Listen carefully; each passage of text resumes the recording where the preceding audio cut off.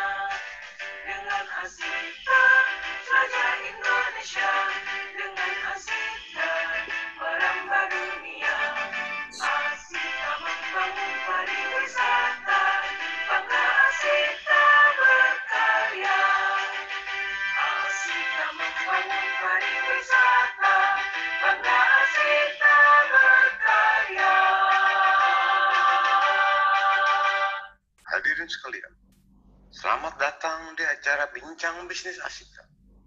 Mari kita sambut moderator kita, Mas Rura Ramijal. Assalamualaikum warahmatullahi wabarakatuh. Selamat siang dan salam sejahtera buat kita semua. Selamat siang Bapak dan Ibu, selamat bergabung di acara Bincang Bisnis Asita. Hari ini kita memasuki episode yang ke-15. Hari ini dengan senang hati kami mengambil topik untuk pengembangan dan kesiapan SDM pariwisata Indonesia pasca pandemik. Indonesia saat ini membutuhkan SDM pariwisata yang mumpuni untuk membangkitkan kembali dan mengembangkan pariwisata Indonesia, khususnya setelah kondisi pandemik ini. Nah, seperti apa kondisi dan program SDM pariwisata di Indonesia? Hari ini sudah bergabung bersama kita yang terhormat Bapak Wisnu Bawa Tarunajaya SEMM, Direktur Pengembangan SDM Pariwisata Kemenparekraf Republik Indonesia. Kemudian selamat siang Pak. Kemudian Ibu Teti DS Arianto, beliau adalah komisioner di Badan Nasional Sertifikasi Profesi. Selamat siang Bu Teti. Dan narasumber kita yang ketiga adalah Profesor Azil Azhari, PhD, Ketua Umum Ikatan Cendekiawan Pariwisata Indonesia. Teman-teman sahabat Asita dan sahabat pariwisata di seluruh Indonesia yang saya hormati dan saya banggakan, hari ini juga sudah bergabung Ketua Umum DPP Asita, Dr. N. Rusmiati MSI, Ketua DPTA Bapak Ali Siwon SHMH, teman-teman Ketua DPD Asita yang berada di 34 provinsi, Ketua DPC Asita, pengurus DPP dan pengurus DPD Asita, serta teman-teman yang kami undang dari HPI, dari ITLA, dan teman-teman dari insan pariwisata lainnya di Indonesia. Bincang Bisnis Asita adalah acara yang kami inisiasi untuk membahas isu-isu terkini, baik mengenai pariwisata di Indonesia dan juga terkait dengan bisnis kami, yaitu Bisnis Biro Perjalanan Wisata anggota Asita.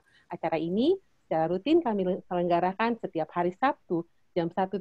Dan hari ini kami memasuki episode yang ke-15. Teman-teman, sebelum kita memulai diskusi yang sangat penting hari ini, baiklah kita akan mendengarkan sambutan hangat dari Ketua Umum DPP Asita, Ibu Dr. N. Rusmiati, MSI. Ibu Ketum, dipersilahkan, Bu. Terima kasih, Mas Ura. Assalamualaikum warahmatullahi wabarakatuh. Waalaikumsalam. Salam sejahtera untuk kita semua. Salam sejahtera untuk kita semua. Om Swastiastu, salam nama budaya, salam kebajikan. Di Indonesia aja, bangga Asita. Dan kita selalu berkomunikasi, Bapak Wisnu Bawat Karunajaya, SEMM, Direktur Pengembangan Sumber Daya Manusia Pariwisata Kementerian Pariwisata dan Ekonomi Kreatif. Terima kasih banyak Pak atas waktunya. Kemarin kita juga masih komunikasi, ini sangat penting nih Pak untuk menyemangati anggota Asita. Terima kasih juga teman saya dan segalanya lah nih Ibu Teti, ada Nasional Sertifikasi Profesi BNSP. Terima kasih Mbak Teti yang selalu kita juga berkomunikasi dan bagaimana SDM kita selalu meningkat. Dari saya mulai kayaknya mulai starting dari bikin travel ya, kita udah berkomunikasi, aduh hebat nih, terima kasih. Kemudian yang saya hormati Bapak Profesor Ajril Azhari, PhD, Dewan Pakar dan yang tidak tahu Profesor, terima kasih Prof. Iya, terima kasih. Sekali lagi terima kasih atas waktunya. Ya, kemudian juga terima kasih kepada Bapak Ali Siwon, Ketua Dewan, tadi Prof. Niko yang selalu memberikan semangat dan inspirasi setiap pagi atau malam. Ini umum harus ada masukan-masukan yang sangat penting demi kesejahteraan dan SDM kita untuk pariwisata. Terima kasih Prof. Kemudian Bu Masura, terima kasih sekaligus Koordinator Litbang dan SDM DPP Asita. Ini pas nih, jadi cocok banget nih nanti Ibu juga ini terima kasih, ini sekarang sudah berjalan lebih baik. Dan terima kasih yang saya banggakan, saya cintai, saya hormati semuanya nih. Kepada Ketua DPD Asita 3 Indonesia dan semua kepada pengurus dan anggota Asita se-Indonesia dan kepada hadirin yang tidak dapat saya sebutkan satu persatu. Terima kasih Bapak Ibu yang saya hormati. Kita tahu pemerintah mendorong percepatan pengembangan infrastruktur dari 5 destinasi atau KSPN. Dan ini sangat membutuhkan konsep percepatan pembangunan infrastruktur. KSPN akan menjadi salah satu fokus pemerintah Pak Jokowi dan harus diimbangi oleh faktor pendukung lainnya. Salah satunya adalah pengembangan dan penyediaan sumber daya manusia SDM yang berkualitas. Nah, ini yang berkualitas. Ini Pak Wisnu yang sering, wah hebat banget nih, nanti selalu ada sertifikasi. Karena pariwisata adalah industri jasa yang bertumpu pada pelayanan, oleh sebab itu kualitas dan kapasitas SDM sektor pariwisata memegang peran. SDM pariwisata harus dibekali keterampilan dan ilmu pengetahuan pariwisata menyeluruh. Nah ini yang paling penting, pengetahuan pariwisata yang menyeluruh. Mulai dari lembaga pendidikan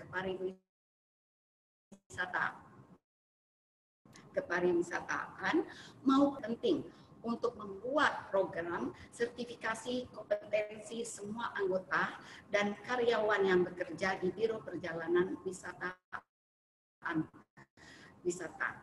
Anggota Asita agar mempunyai standar nasional dan internasional dalam melayani wisatawan. Dan ini sebetulnya sudah dilakukan ya Mbak Teti, Mbak Wisnu, yang sudah sejak lama. Tapi kita lebih fokus dan saya juga bersyukur kalau ke daerah-daerah, alhamdulillah SDM kita meningkat dibandingkan dengan yang dulu. Ini suksesnya Pak Wisnu dan Mbak Teti dan Prof. Ajril dan semua yang asesor kita.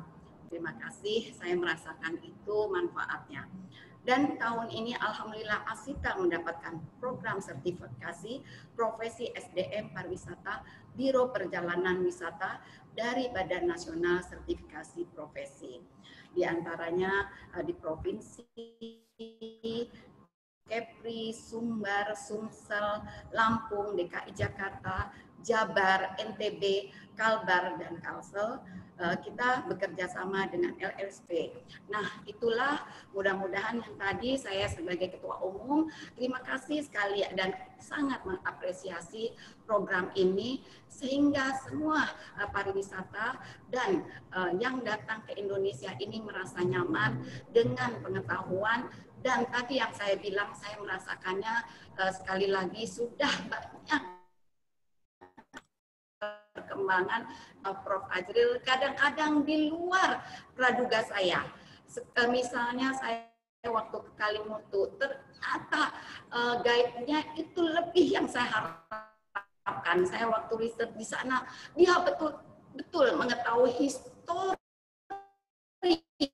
dari A sampai Z. Saya itu padahal 2013, apalagi sekarang. Jadi terima kasih berkat kerja bersama kita dan kerja keras kita semua sekarang untuk sertifikasi dan untuk servis itu lebih baik. Terima kasih. Wassalamualaikum warahmatullahi wabarakatuh. Waalaikumsalam warahmatullahi wabarakatuh. Terima kasih Bu Ketum atas sambutan Ibu kepada teman-teman semua. Teman-teman, tampaknya kita sudah tidak sabar lagi untuk menunggu paparan dari Bapak Wisnu. Nah, sebelum Bapak Wisnu memaparkan materi beliau, saya akan membacakan profilnya beliau. Pak Dr. Wisnu Bawa Tarunajaya SEMM adalah Direktur Pengembangan SDM Pariwisata di Deputi Bidang Sumber Daya Kelembagaan di Kementerian Pariwisata Ekonomi Kreatif Republik Indonesia. Beliau lahir di Denpasar tanggal 1 September 1962, S1-nya di Ekonomi Manajemen, S2-nya Universitas Airlangga Manajemen, juga S3 beliau di Universitas Pajajaran untuk ilmu ekonomi dan manajemen bisnis. Sebelum menjadi Direktur Pengembangan SDM Pariwisata, pada karir beliau adalah Asisten Deputi Pengembangan SDM Pariwisata dan Hubungan Antar Kelembagaan. Sebelumnya di 2015 sampai 2018 beliau adalah Asisten Deputi Pengembangan SDM Kepariwisataan. 2014-2015 beliau menjabat sebagai Kepala Pusat Kompetensi Kepariwisataan dan Ekonomi Kreatif, dan di 2014 beliau adalah Kepala Pusat Penelitian dan Pengembangan Kebijakan Kepariwisataan. Pak Wisnu, tanpa berlama-lama, saya persilahkan waktunya Pak untuk segera memulai paparannya. Bang Adrian, mohon nanti dibantu untuk slide-nya Pak Wisnu. Terima kasih, silakan Pak Wisnu. Baik, terima kasih. Selamat siang. Assalamualaikum warahmatullahi wabarakatuh.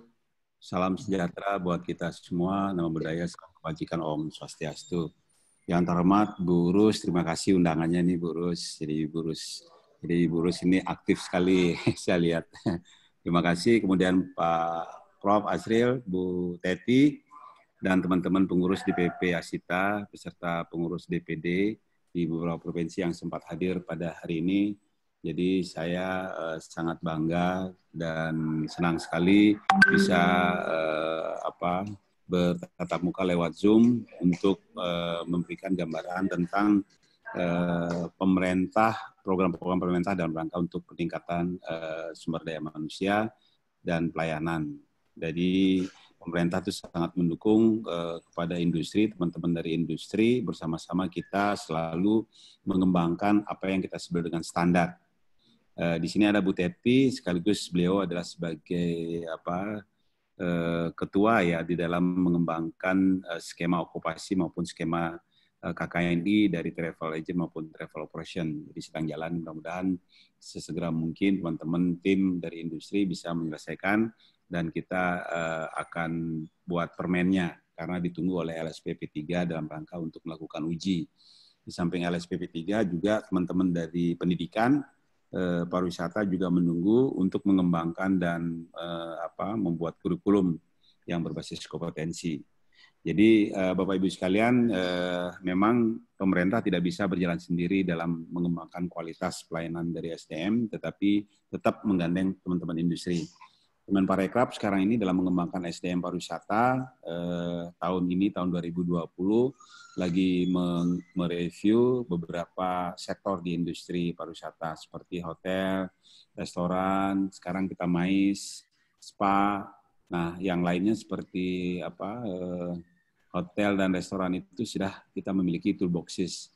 Nah, ke depannya selain kita mereview, kita akan membuat skema uji, skema materi, kemudian toolbox, kemudian modul, terutama modul online. Karena pasca COVID ini mau tidak mau, kita harus sudah memikirkan untuk memberikan pelatihan-pelatihan online, begitu juga uji kompetensi.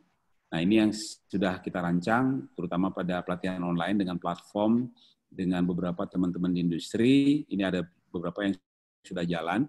Ternyata pelatihan online itu sesuatu yang offline itu bisa di-online-kan. Seperti misalnya pemandu wisata di dalam rangka mereka menjelaskan dan mengajak tamu ke sebuah daya tarik. Nah, itu bisa divideokan dan kemudian bisa dinilai oleh asesor walaupun berjauhan. Dengan melihat video itu mereka bisa mendapatkan bukti-bukti sehingga akhirnya mereka bisa memberikan keputusan kompeten atau belum kompeten. Ini kita sudah mencoba untuk membuat platform, mudah-mudahan dari BNSP, di sini ada Bu Teti, bisa menyetujui. Yang penting itu memenuhi kaedah-kaedah ketelusuran, ya, penjaminan mutu. Dan kemarin kita sudah diskusikan, mungkin dalam waktu dekat kita akan coba nanti paparkan di depan BNSP, semoga bisa disetujui, dan tahun depan, mudah-mudahan tahun depan paling lambat kita bisa mengimplementasikan platform uji kompetensi. Nah, Bapak silakan kalau slide saya bisa ditayangkan.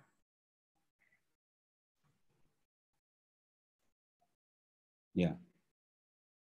Ya, lanjut. Lanjut lagi. Lanjut.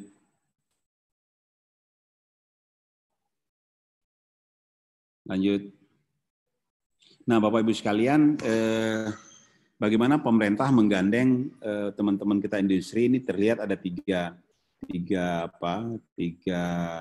skema ini. Pertama adalah pengembangan KKNI maupun SKKNI memang kita rangkul teman-teman di industri bersama-sama, ya, yang seperti apa yang saya sampaikan tadi.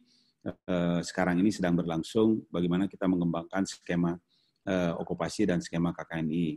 Nah, skema-skema inilah yang digunakan oleh teman-teman di Diklat Profesi Pariwisata untuk mengembangkan program pelatihan. Nah, program pelatihan itu tergantung kebutuhan teman-teman di daerah. Boleh melakukan pelatihan berdasarkan okupasi, boleh melakukan pelatihan berdasarkan SKKNI unit, itu tergantung dari kebutuhan di lapangan apa, itu bisa di-list, dibuatkan daftar, unit-unit SKKNI mana yang diperlukan untuk dilatihkan. Silakan saja. Karena kami di Kemenparekraf ada program pengembang reskilling maupun upskilling yang rata-rata lama pelatihannya 3 hari. Oleh sebab itu, maka kami dengan para kadis pariwisata di daerah selalu menyarankan silakan disurvei, dilihat di lapangan, kira-kira unit-unit apa saja yang memang betul-betul dibutuhkan, silakan diajukan untuk kita lakukan pelatihan.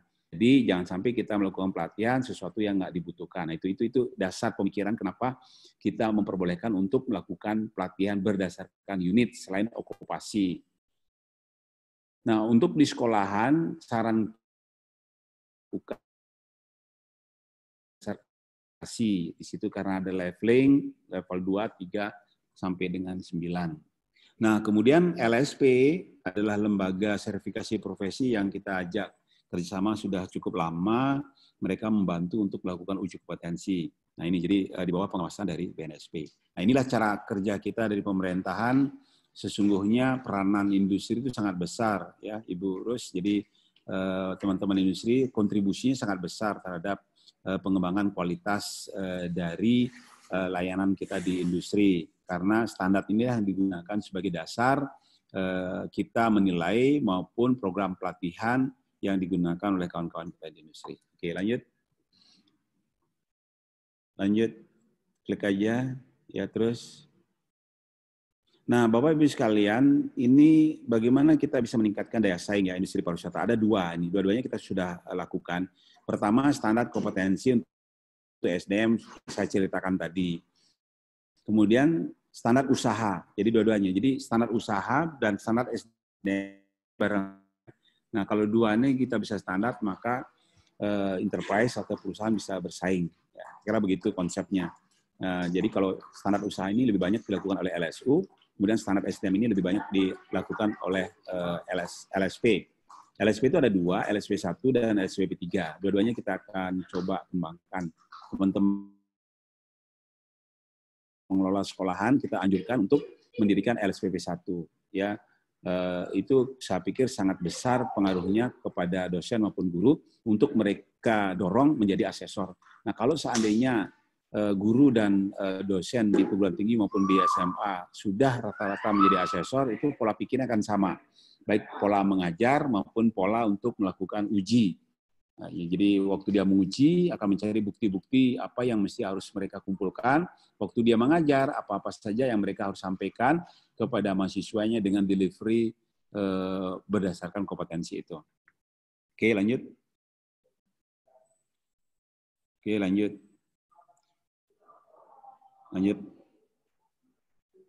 Bapak Ibu sekalian, ini kan definisi kompetensi yang sudah kita pahami bersama. Jadi ada 3 ranah, pengetahuan, keterampilan maupun sikap.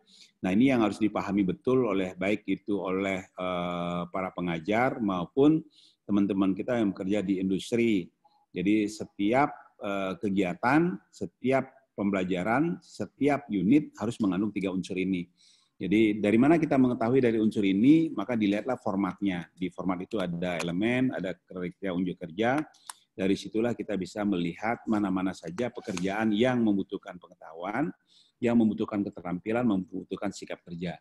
Berapa besar persentasenya itu semua ada di dalam format unit SKKNI yang kita sudah sepakati itu. Oke, lanjut. Nah, inilah yang harus dipahami oleh kedua belah pihak, baik dari pendidikan maupun industri. Jadi setiap unit kompetensi itu mengandung 5 dimensi kompetensi. Apa yang kita sebut dengan task management skill, contingent management skill, job role, information skill, dan transfer skill. Nah, ketika memberikan pemahaman dan pembelajaran, 5 kompetensi ini wajib harus disampaikan. Begitu juga ketika mereka melakukan uji kompetensi, 5 ranah ini yang harus dicari bukti-buktinya. Nah, kalau sudah didapatkan, maka kita boleh mengatakan kompeten atau belum kompeten. Nah, kalau ini dua sudut pandang dari pendidikan dan industri. Kalau sama-sama sumbernya dan sama-sama mengerti kompetensi ini, maka link and match itu akan terjadi. Jadi mungkin saya tidak perlu jelaskan apa itu namanya task management skill ya. Mungkin Bapak dan Ibu sudah paham betul tentang kompetensi.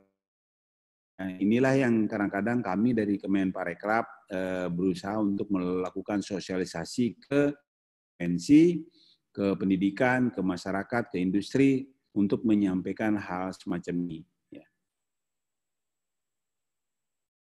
Lanjut. Lanjut, Pak.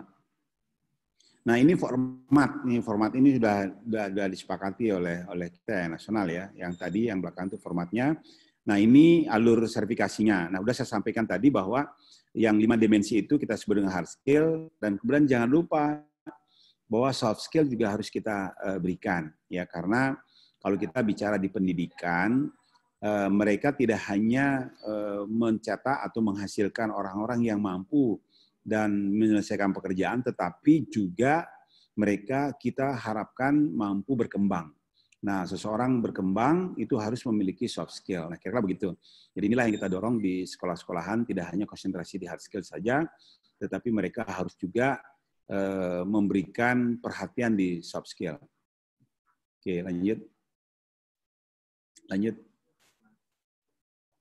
Nah, Bapak Ibu sekalian, unit-unit SKKNI yang sudah kita kembangkan sekarang ini, terutama di travel agent maupun travel operation yang sudah kita miliki ini bisa digunakan untuk membentuk sebuah okupasi. Ya, silakan saja, apalagi sekarang dalam pasca COVID, mungkin diperlukan unit-unit yang baru seperti misalnya bagaimana mempersiapkan pembelajaran video, bagaimana mengupload, membuat narasi. Itu kalau dulu tidak menjadi core, tapi sekarang untuk kedepannya saya pikir menjadi sebuah kompetensi. Jadi semua orang harus wajib mampu memiliki keterampilan dan kompetensi seperti ini.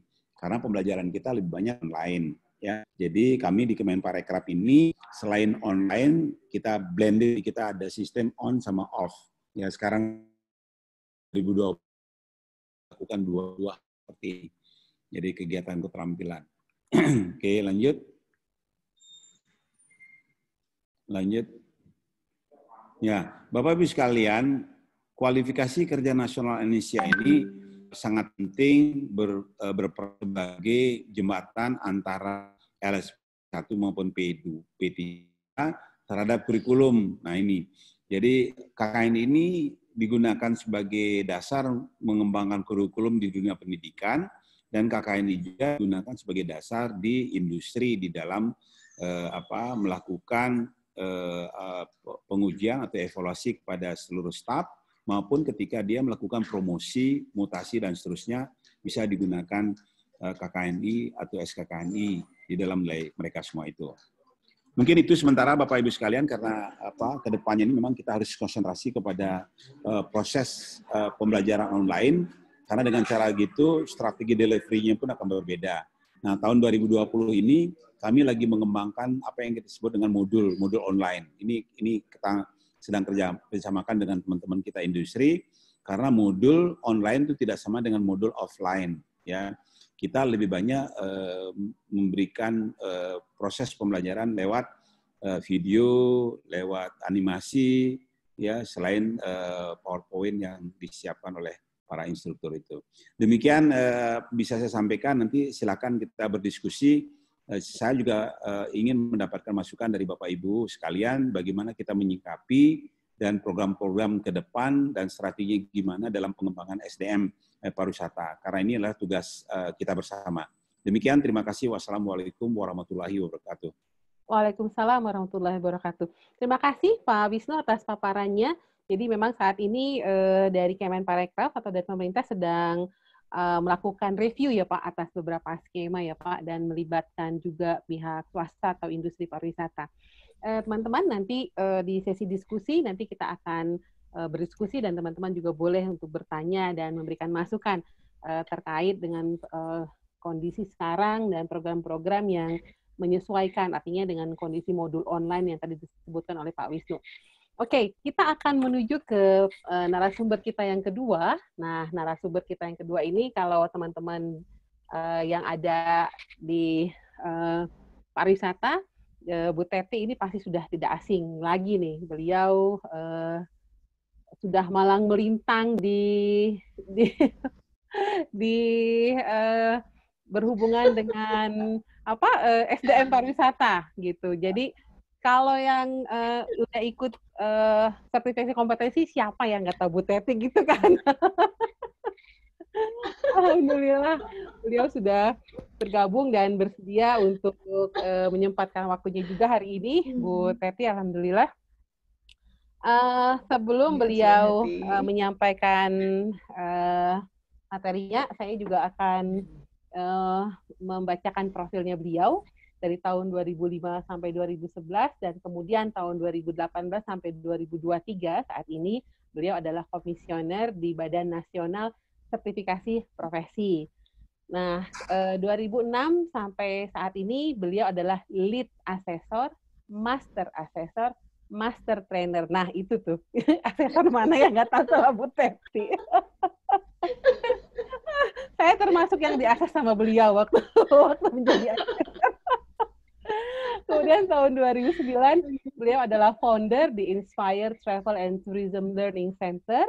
2016 sampai 2018, beliau adalah Ketua Tim Percepatan Pengembangan Wisata Sejarah, Religi, Tradisi, dan Seni Budaya Kementerian Pariwisata Republik Indonesia, dan Head Consultant untuk ASEAN Cultural Heritage Tourism Travel Pattern. Kemudian tahun 2017 sampai 2021, saat ini beliau adalah sebagai Presiden Indonesian Tour Leader Association. Bu Teti, silakan Bu untuk memulai paparan Ibu. Terima kasih Bu. Untung Bu Masrura bacain yang bagus-bagus aja ya. Terima kasih Bu Masrura. Kalau Pak Wisnu bilang, nggak bener tuh hoak gitu. Pak Wis, izin ya Pak Dir, Prof. Azril, guru saya, izin ya. Dan tentunya Ibu Ketua Umum, mohon saya diperkenankan share screen juga. Ibu dan Bapak dari seluruh Indonesia ya, pengurus Asita ya. Ada teman-teman dari PHRI juga. Ada PHRI, ada ITLA, ada HPI ini juga ya. Teman HPI juga Bu bergabung Bu. Ada dari HPI juga ya. Oke. Assalamualaikum warahmatullahi wabarakatuh. Waalaikumsalam. Salam sejahtera bagi kita semua. Ini adalah foto-foto teman-teman saya yang nanti saya pasti diprotes sama mereka, Bu Masrura, nggak minta izin gitu ya. Itu kalau Ibu lihat paling kanan, kenal kan ya sama beliau ya, Pak Rustam. Betul. Kawan kita. Iya, ini gambar teman-teman yang profesinya tour leader tapi sekarang pasportnya dimasukin ke laci, termasuk aku. Nggak apa-apa ya. Dan alhamdulillah nih kebangkitan pariwisata dimulai dengan wisata domestik. Temanku Vio nih yang paling atas, putra daerah dari NTT, dia kembali sekarang ini untuk memajukan pariwisata di Labuan Bajo. Doain aja ya. Jadi what we are trying to do now adalah adaptasi. Ini tadi udah dibacain sama Bu Masrura. Dan untuk mengetahui teman-teman terkait sertifikasi kompetensi yang pakai YouTube, tolong scan barcode yang di sebelah kanan. Di scan deh coba. Udah. Kalau boleh seluruh teman-teman scan barcode, terus isi apa yang Anda maknai terkait dengan sertifikasi kompetensi. Apa aja, nggak apa-apa. Nggak ada salah, tenang aja, masukin aja. Buat teman-teman yang ada di chat, aku stop share. Udah ya, udah ditembak ya. Teman-teman udah tembak ya. Saya akan berikan copy link. Saya share di chat ya, teman-teman ya. For everyone in meeting. Oke. Ya, silahkan diketik. Let's see. Saya kasih waktu. Jadi benar Pak Wisnu, saya cuma mau buktiin aja Pak Wis, bahwa event online kita bisa engage Pak. Nggak apa-apa. Learning can be anywhere. Udah ya teman-teman ya. Yuk, saya mau coba lihat di hasil apa yang teman-teman ketahui terkait dengan ini ya. Izin saya share screen lagi ya. Oke, sebentar. Saya izin share screen. Terus kita lihat ya. Bener nggak nih?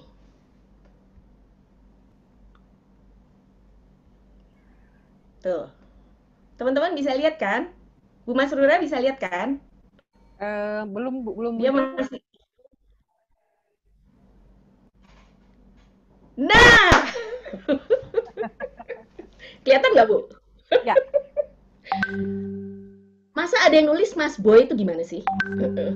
Ada yang nulis SDM pariwisata kualitas. Ada yang nulis kompeten. Ada yang nulis apa tuh? Profesi. Ini masih bisa saya tunggu kok. Jadi Bu Masrura, sertifikasi kompetensi yang dimaknai beberapa kawan-kawan itu adalah kompeten, skill, profesi, mahasiswa SDM Par, SDM pariwisata kualitas, terus juga ada yang tulis Mas Boy. Nah ini aku nggak ngerti nih Mas Boy ini maksudnya apa. Mas Boy.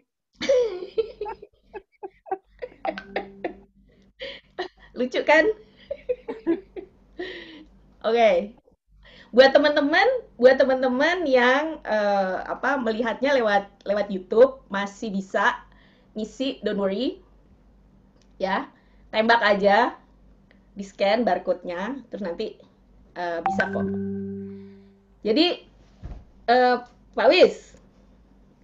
Ya. Ternyata setelah 15 tahun nih sertifikasi kompetensi, kayaknya masih belum membumi nih Pak Wis. Ya ini cuma main-main ya. Iya. Bu Teti, tapi main-main juga ini kan real ya. Kita Ini real. Ya, dari peserta yang hari ini, yang saat ini mengisi kan, barusan, betul nggak? Iya. Oke, nggak apa-apa. Kita terusin aja ya. Ya. Oke. Jadi ini perjalanan dari tahun 99 loh Bu Masrura. Ya. 90 malah. Bahwa ini merupakan pengembangan sistem penyiapan tenaga kerja dengan paradigma baru. Jadi ini adalah penyiapan tenaga kerja. Jadi ujungnya, kenapa tadi Pak Wis bilang penting standar kompetensi kerja nasional Indonesia, ada toolbox berguna buat sekolah, itu karena ujungnya akan dipakai untuk mengasesmen tenaga kerja. Ya, dia punya nggak kompetensi itu? Dan kalau seandainya dia nggak punya, terus dia mesti gimana? Sekolah di mana? Kalau ada sekolahnya. Kalau nggak ada sekolahnya, terus gimana? Terus kalau misalnya sistem yang ada di perusahaannya nggak berbasis kompetensi, terus gimana?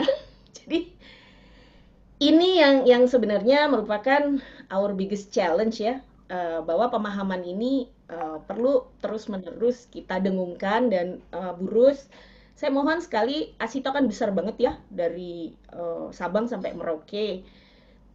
Mohon ini menjadi salah satu kebijakan dari asosiasi untuk mendengungkan kompetensi, karena kompetensi ini muaranya adalah trust and confidence dari konsumen kita. Pasti dalam rangka pandemi ini semuanya kan melakukan persiapan-persiapan ya, untuk supaya nanti setelah pandeminya selesai mudah-mudahan SDM-nya itu terlatih. Apalagi sekarang begitu banyak SOP ya yang harus kita ikuti. Saya tadi pagi dapat SOP baru untuk perjalanan dari Angkasa Pura yang ngeluarin. Gimana nanti check-in di airport, di bandara, berapa jam sebelumnya, apa aja yang harus dilakukan. Terus nanti di ruang tunggu ngapain, terus nanti di pesawat ngapain, tiba di destinasi mesti ngapain. Aduh, dulu boro-boro ya, udah enak aja, sekarang begitu banyaknya yang harus kita kerjakan dan lakukan. Jadi Ibu dan Bapak yang saya hormati, memang namanya Badan Nasional Sertifikasi Profesi, tapi ini adalah definisinya, yaitu profesi adalah bidang pekerjaan yang memiliki kompetensi yang diakui masyarakat. Makanya tadi Pak Wisnu menyampaikan betapa pentingnya SKKNI. Jadi ini bukan profesi yang teman-teman bayangin ya, profesi setelah dia mendapatkan gelar kesarjanaannya ya, setelah S1 terus dia dapat profesi. Bukan loh teman-teman, tapi this is for everybody yang melaksanakan suatu tugas-tugas pokok yang menghasilkan pelayanan-pelayanan jasa atau menghasilkan produk. Dan bukti dari kompetensi adalah sertifikat. Ini adalah legitimasinya.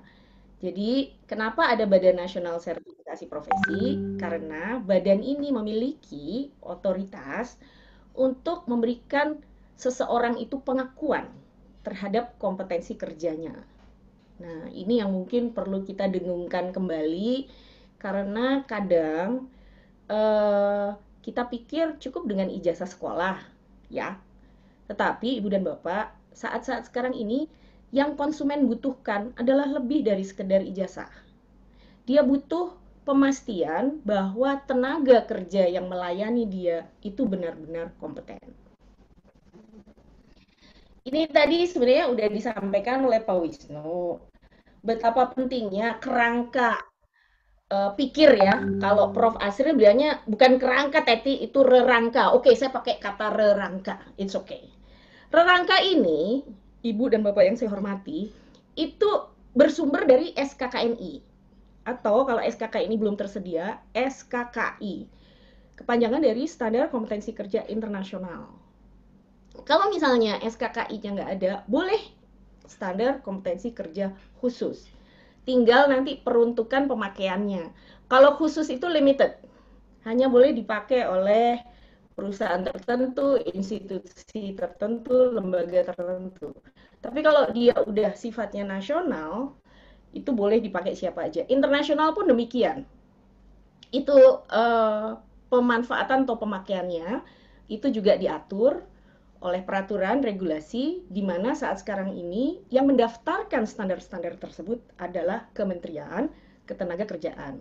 Nah, Bapak Ibu yang saya hormati, ini adalah lembaga sertifikasi profesi ya di rangka ini yang dilisensi oleh BNSP. Lihat tugasnya. Tugasnya hanya asesmen, pengumpulan bukti-bukti berkualitas. Dia nggak melatih, dia nggak mendidik, nggak boleh. Tapi dia harus melakukan pemastian dan penjaminan mutu terhadap si tenaga kerja atau calon tenaga kerja yang disertifikasi. Jadi prosesnya asesmen, pengumpulan bukti-bukti sesuai standar. Beda dengan yang sebelah kiri ini, ya, lembaga pelatihan, lembaga pendidikan, dia melakukan berbagai macam cara untuk memastikan kompetensi dan bisa di tengah, bisa di akhir, yang mungkin teman-teman kenalnya dengan mid test atau ujian final seperti itu ya. Istilahnya formatif, sumatif. Nah, kalau di LSP, dia melakukan pengumpulan bukti-bukti melalui asesmen. Diharapkan muaranya adalah kepada kebekerjaan dan produktivitas serta tumbuh kembang. Dan teman-teman, ini mungkin yang lebih penting lagi adalah ini ada sebuah kerangka ya. Ini pola pikir lagi ya, yang mungkin perlu kita pahami bersama, bahwa gambar ini itu maksudnya adalah untuk penyetaraan atau penyandingan. Jadi, teman-temanku, kalau mau diakui nih kemampuan teman-teman, ini ada yang namanya kerangka kualifikasi level 1 sampai 9. Kalau dia dari dunia usaha atau dari industri yang sebelah kanan ini, maka 1, 2, 3 kapabilitas dia adalah kapabilitas operator. Sementara di 4, 5, 6 kapabilitasnya adalah teknisi. Dan 7, 8, 9 kapabilitasnya adalah ahli. Kalau disandingkan, kembali ya, ini penyandingan ya, jadi nggak otomatis, oh ya dia sama dengan, enggak loh teman-teman, tapi ini adalah sebuah alat.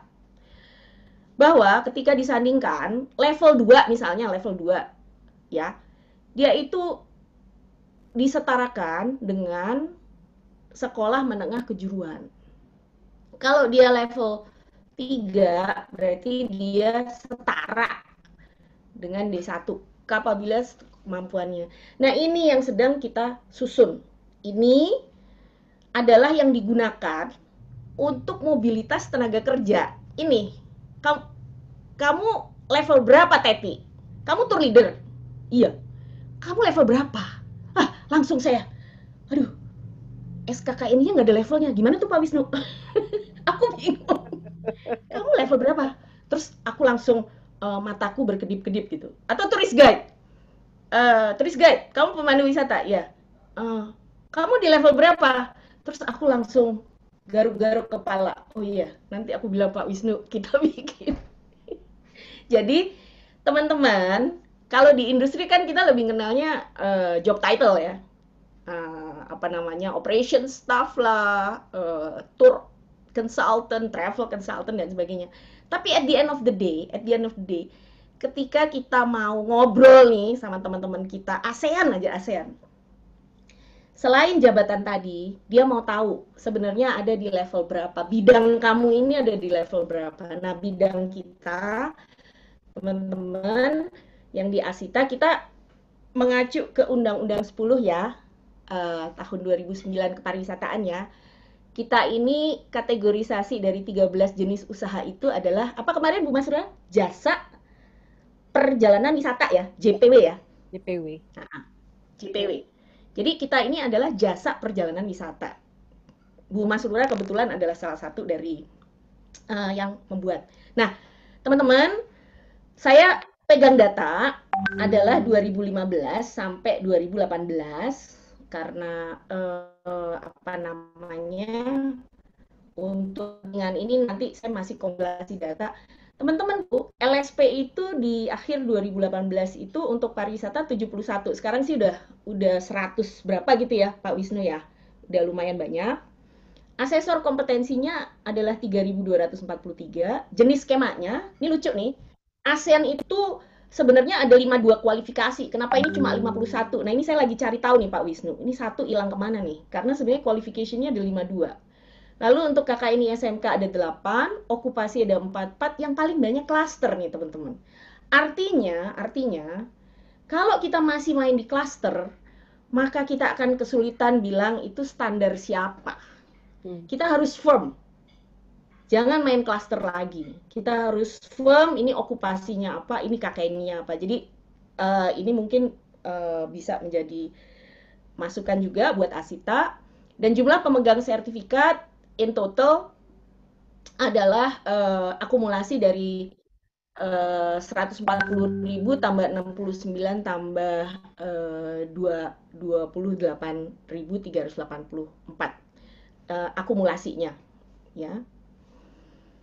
Nah, pemahaman konsumen dan produsen tentang standarisasi usaha, standarisasi kompetensi di pariwisata sekarang wajib loh, Ibu sama Bapak, bahwa usaha Bapak Ibu harus standar, orangnya pun juga harus berstandar. Saya sebutkan bahwa untuk standar itu membantu pengurangan biaya produksi karena optimalisasi desain pengembangan produk. Yang kedua adalah keamanan produk juga dapat didukung oleh standar karena standar membatasi risiko dan menyesuaikan dengan aturan yang ada. Sekarang nih COVID nih Bapak Ibu, pariwisata mendengungkan CSH plus E, baru kemarin plus E, environment. Standar juga terbukti mendatangkan manfaat dalam mendorong terbukanya akses ke pasar global, dan yang sekarang semakin disadari adalah fungsi standar terkait dengan manajemen risiko. Saya puterin film ya sebentar ya.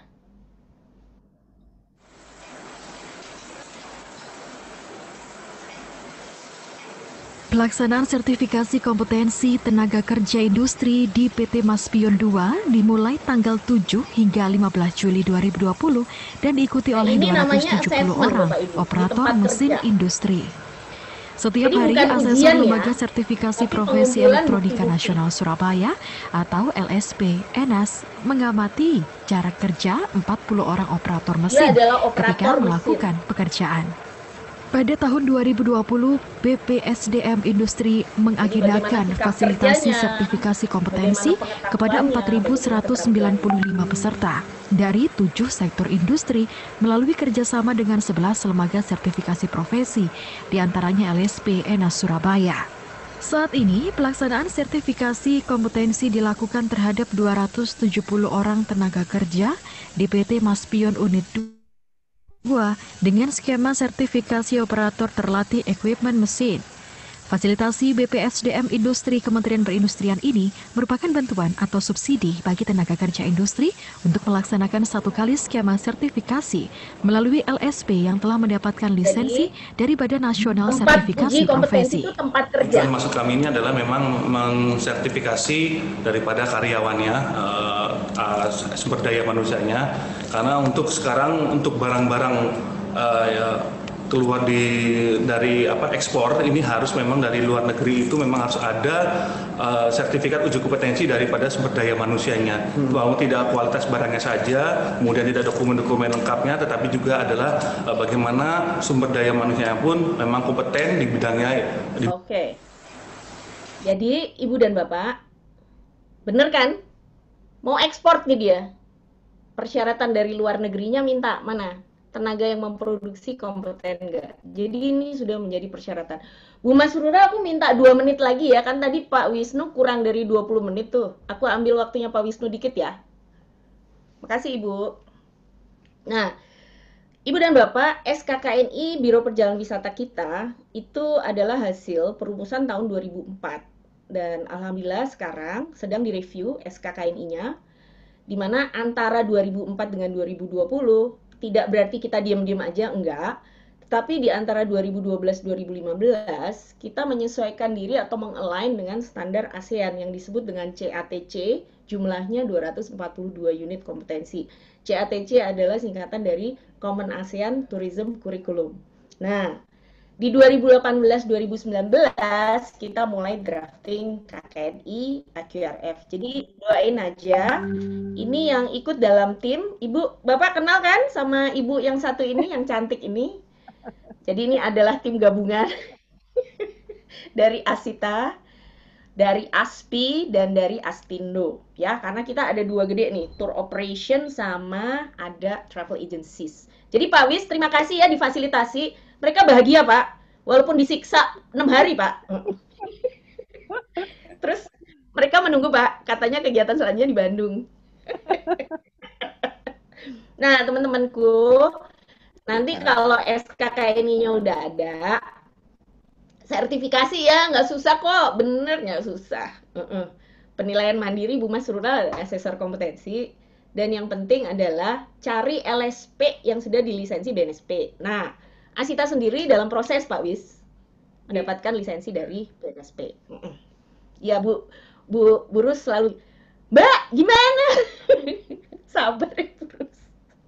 Di antrean Bu Rus, di antrean. Skemanya itu yang kita perlu standarisasi supaya jangan jadi klaster Bu. Nah, apa manfaat sertifikasi adalah consumer trust, rekrutmen, career pathing, desain instruksional untuk sekolahan, evaluasi. Ini yang penting yang saya lakukan sekarang di BNSP adalah penjaminan mutu sama Ibu dan Bapak terkait dengan COVID ini. Anak-anak muda sekarang, mereka membutuhkan personal branding. Mereka butuh sertifikat kompetensi. Dengan suasana seperti ini dan kondisinya adalah merdeka belajar kan. Jadi kita bantu mereka yuk untuk mendapatkan sertifikat kompetensi karena itu melekat di mereka. Dan ini adalah yang terakhir slide saya. Ini nih kayak pathway ya, yang muaranya satu. Jadi no matter ibu bapak dapat ilmu dari mana, mau sekolah kek, mau otodidak kek, kalau memang Anda ahli dan Anda yakin Anda kompeten, silahkan minta kepada Badan Nasional Sertifikasi Profesi dengan lembaga sertifikasi profesi yang dilisensi, keahlian kemampuan ibu bapak diakui oleh negara, ya. Dan nggak usah takut karena nggak lulus sama lulus, yang ada cuma kompeten atau belum kompeten. Demikian dari saya Bu Masrura. Wabillahi taufiq wal hidayah. Wassalamualaikum warahmatullahi wabarakatuh. Makasih Bu. Waalaikumsalam warahmatullahi wabarakatuh. Bu Teti, terima kasih banyak. Ini ada yang bilang, Bu Teti itu kelihatan bahagia banget gitu kan. Bahagia Bu. Alhamdulillah. Jadi teman-teman, saya menggarisbawahi tadi bahwa muara daripada kompetensi ini adalah trust dan confidence dari customer kita. Dan ini yang penting yang kita harus. Jadi terlepas tadi ya Bu Teti bahwa sebagian dari kita masih belum paham, masih belum mengerti apa itu sertifikasi kompetensi, tetapi saya yakin teman-teman akan concern ketika kita bicara untuk mendapatkan trust dan confidence dari customer kita. Oke, teman-teman, nanti kita akan diskusi dengan Bu Teti. Kita akan menuju ke narasumber kita yang ketiga. Nah, ini luar biasa.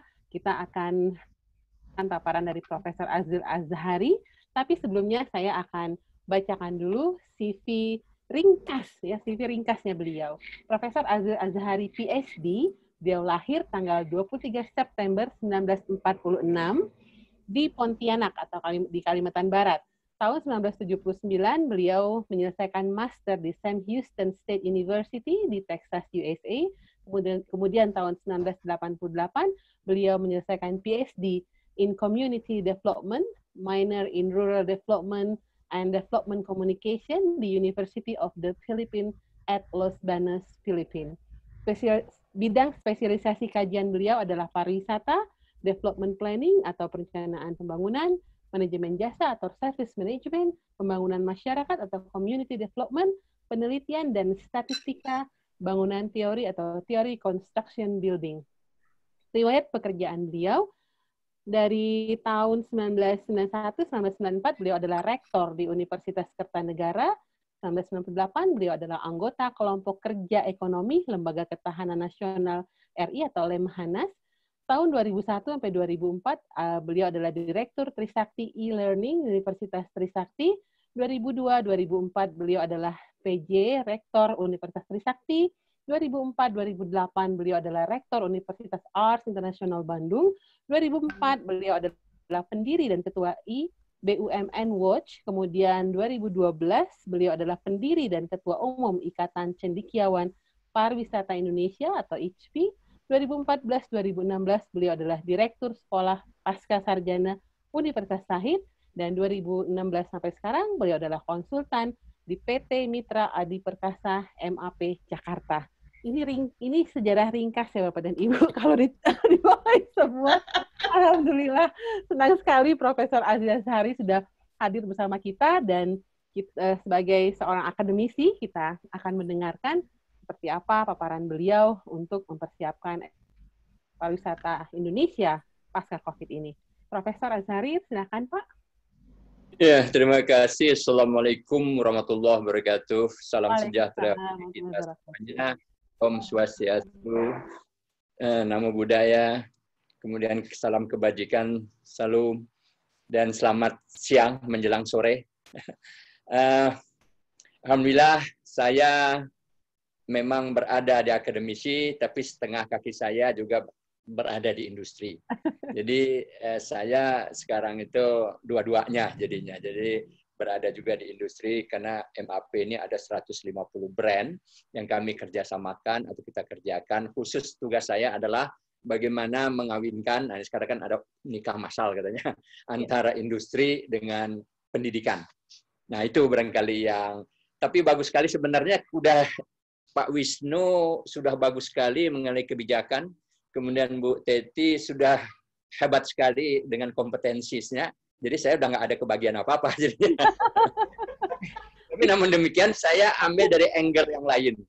Nah tadinya saya nggak mau pakai PowerPoint, tapi nggak apa-apa supaya ada bahan saja. Kalau nggak nanti nggak dianggap saya nggak presentasi oleh Pak Wisnu. Oke, ada presentasi, hanya presentasinya aneh gitu. Saya mau ini saja bahwa saya itu menggunakan ini dah. Mudah-mudahan bisa kelihatan nih. Kelihatan nggak, Bu? Belum, Pak. Biasanya nunggu sebentar, Pak, baru bisa ke-upload. Oke. Ini mana dia nih? Slideshow-nya. Bapak share screen? Iya. Bisa belum? Belum kelihatan, Pak. Belum, ya? Pak, coba di bawahnya kan, di bawah kamera, di bawah layar Bapak ada share screen. Nanti dari situ baru Bapak bisa ambil file Bapak. Oke. Saya ambil share screen-nya. Nah, nanti dia akan masuk ke file komputer Bapak, baru Bapak bisa pilih filenya untuk di-upload. Oh, ini dia, oke. Nggak mau ya? Ya, ini Pak, sudah Pak. Ya, barangkali. Belum? Ya, sudah Pak, sudah kelihatan Pak. Saya mau cari screen share-nya ininya. Ini sudah Pak, kita sudah lihat ini, sudah lihat ini Pak. Saya tidak ambil kebijakan, itu porsinya Pak Wisnu. Saya melihat aja kesiapannya. Saya juga tidak ambil bicara kompetensi. Yang saya ambil adalah masalah pendidikannya saja, nanti barangkali akan lebih banyak ke sana. Namun demikian, saya sedikit nanti bicara masalah jenjang karir, bicarakan masalah juga perencanaan dan bagaimana cara untuk kurikulum dan sebagainya. Nah, ini sedikit mengenai alhamdulillahnya bahwa pariwisata itu sudah ada body of knowledge-nya. Kalau body of knowledge belum ada, makanya belum diakui sebagai ilmu pariwisata. Nah, ini 13 Februari 2008 bahwa pariwisata sudah punya ilmu, menjadi ilmu mandiri, sehingga ada S1, S2, dan S3. Nah, di sini sebetulnya saya negosiasinya nih di dapur, Pak Dirjen. Karena Dirjen yang lama sangat kekeh, ya, Pak Sumantri ini, sehingga akhirnya beliau bilang, pariwisata bukanlah ilmu. Nah, demikian Pak Wisnu. Saya sakit hati betul saya dibilang begitu. Pariwisata bukanlah ilmu. Tidak akan bisa ada S1, S2, S3. Terus saya tanya, Bapak kapan berhenti jadi dirjen, Pak? Saya dengan dirjen yang baru saya akan bicarakan. Oh, enggak mungkin, semuanya menteri juga nggak setuju. Ya, mudah-mudahan aja. Pas bulan 2008, tahun 2008 diganti oleh beliau. Beliau diganti dengan Pak Fazli Jalal. Nah, peluang bagi saya. Saya diskusi di dapur. Itu dapur, Bu, betul. Sambil masak beliau. Nah, beliau sedang masak. Saya juga sedang masak. Ya, sama-sama masak. Nah, situlah saya bicarakan. Nah, itulah tanggal 12 Februari, tapi resminya 13 Februari. Nah, itulah pariwisata sebagai diakui dengan lobby di dapur jadinya. Karena orang Minang itu kan harus tunduk dengan mamanya ya. Karena istrinya tuh adik saya. Jadi dia harus tunduk dengan saya. Saya bilang, jadi ini harus ikut, saya bilang gitu. Nah, ini alhamdulillah 13 Februari menjadi pariwisata. Nah, inilah dasarnya yang dikembangkan oleh Pak Wisnu sama Pak Bu Teti itu memang kita ada 4 pilar yang kita sebut hospitality atau hospitalitas bahasa Indonesianya, ada travel and transportation services-nya. Nah, ini barangkali yang tadi jasa perjalanan atau usaha perjalanan wisatanya, ada event. Di dalam event itu ada MICE sama non-MICE. Kita terlalu banyak kepada MICE-nya aja Pak Wisnu, padahal non-MICE industri itu jauh lebih besar. Kayak Banyuwangi, Jember itu lebih north MICE-nya. Kemudian ada attraction and destination-nya. Oke, saya tidak perbanyak ini masalah. Ini juga saya tidak terlalu membicarakan ini barangkali. Ini bagian-bagian yang sudah kita kembangkan. Ini antara perbedaan vokasi akademik saya juga tidak bicarakan. Sebenarnya saya bicarakan tuh hanya the last PowerPoint-nya ini aja. Jadi hanya 1 lembar. Ini saya hanya memberikan saja betapa banyak yang perlu kita kaji, kita kembangkan nantinya. Nah, kemudian ada satu hal yang perlu saya sampaikan adalah bahwa paradigma pariwisata itu sudah bergeser dunia. Kalau akhirat saya belum tahu, karena saya belum ke sana gitu. Jadi dunia saja sudah bergeser. Tourist behavior, perilaku turis dunia juga sudah bergeser, bukan berubah. Nah, jadi barangkali ini Pak Wisnu ya, sama Bu Teti, kita sama Bu Rus ya, tadi lupa saya dengan Bu Rus juga. Oke. Bahwa sudah bergeser dan bukan berubah. Kalau berubah hilang sama sekali. Kalau bergeser itu yang lama tetap ada, hanya porsinya makin kecil, sedangkan makin ke kanan. Dari quantity bukan ke quality lagi sekarang, itu sudah kepada customized tourism.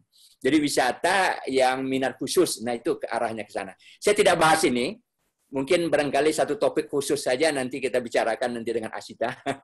Ini apa-apa saja, ini banyak konsep-konsep teori yang ada di sini. Kenapa?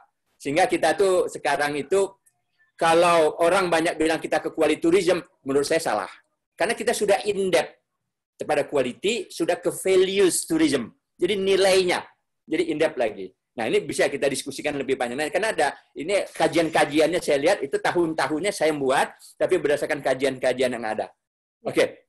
Jadi artinya kita tuh menjadi people and industry, yang dulu menjadi human technology dan sebagainya. Oke, sekarang saya teruskan. Nah, ini yang saya ngembangkan bahwa travel itu dulu enjoy, ya. UNW itu bilang bahwa travel kita sambil enjoy, tapi jangan lupa kita harus respect kepada masyarakatnya. Ya, kita juga harus bertanggung jawab terhadap masyarakatnya. Kemudian safe. Ya, kemudian ya itulah. Jadi berarti kita harus juga kondisi-kondisi dengan special interest-nya juga. Nah, ini barangkali yang perlu kita siapkan. Nah, sekarang kok nggak mau lagi di ini deh.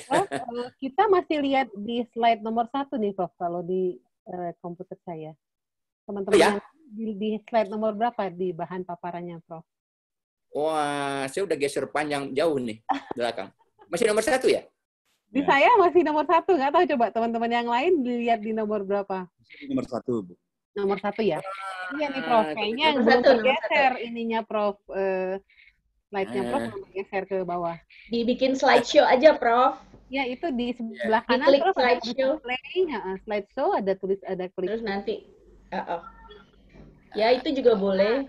Ini shifting tourism paradigm. Oke. Ya. Tunggu ya. Oke. Sekarang udah jalan nih, Prof.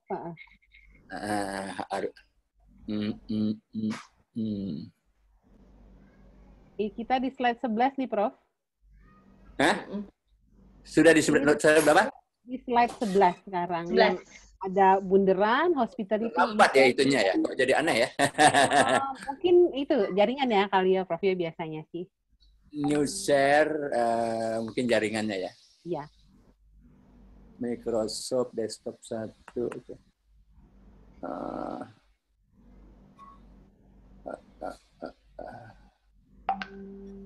Masih juga? Sudah Masih berapa nih? Slide 11, Prof.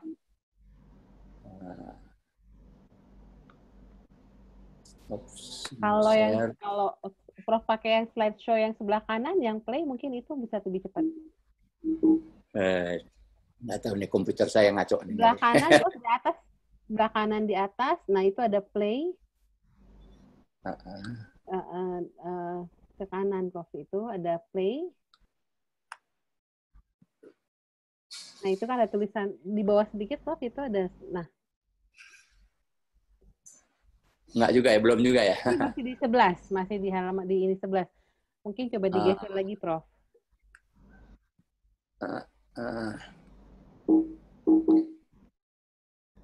Ada masalah atau jaringan barangkali ini? Biasanya jaringan, Prof, apalagi kalau filenya besar, itu biasanya akan kelihatannya begitu ya. Iya. But anyway, nanti Prof akan share kan ini materi biar kita bisa bagikan. Ya, nanti saya share betul-betul deh. Atau saya cerita aja barangkali ya kalau gitu. Boleh, dan boleh. daripada waktu, jadi waktu saya habis jadinya. Ya, kalau gitu Prof ini aja stop screen aja. Jadi ini juga nggak masih juga, masih belum ya? Sekarang udah tourism, terus Prof ini udah mulai jalan nih. Oh, udah jalan? Udah ya? Udah. Spiritual tourism udah? Ya, kita di spiritual tourism sekarang. Oke, tadi yang saya bilang travel enjoy ini udah kelihatan ya? Sudah. Ada ya? Oke. Enjoy, respect, responsible, safe, pleasure, interest. Ini yang tourism paradigm shifting udah ya?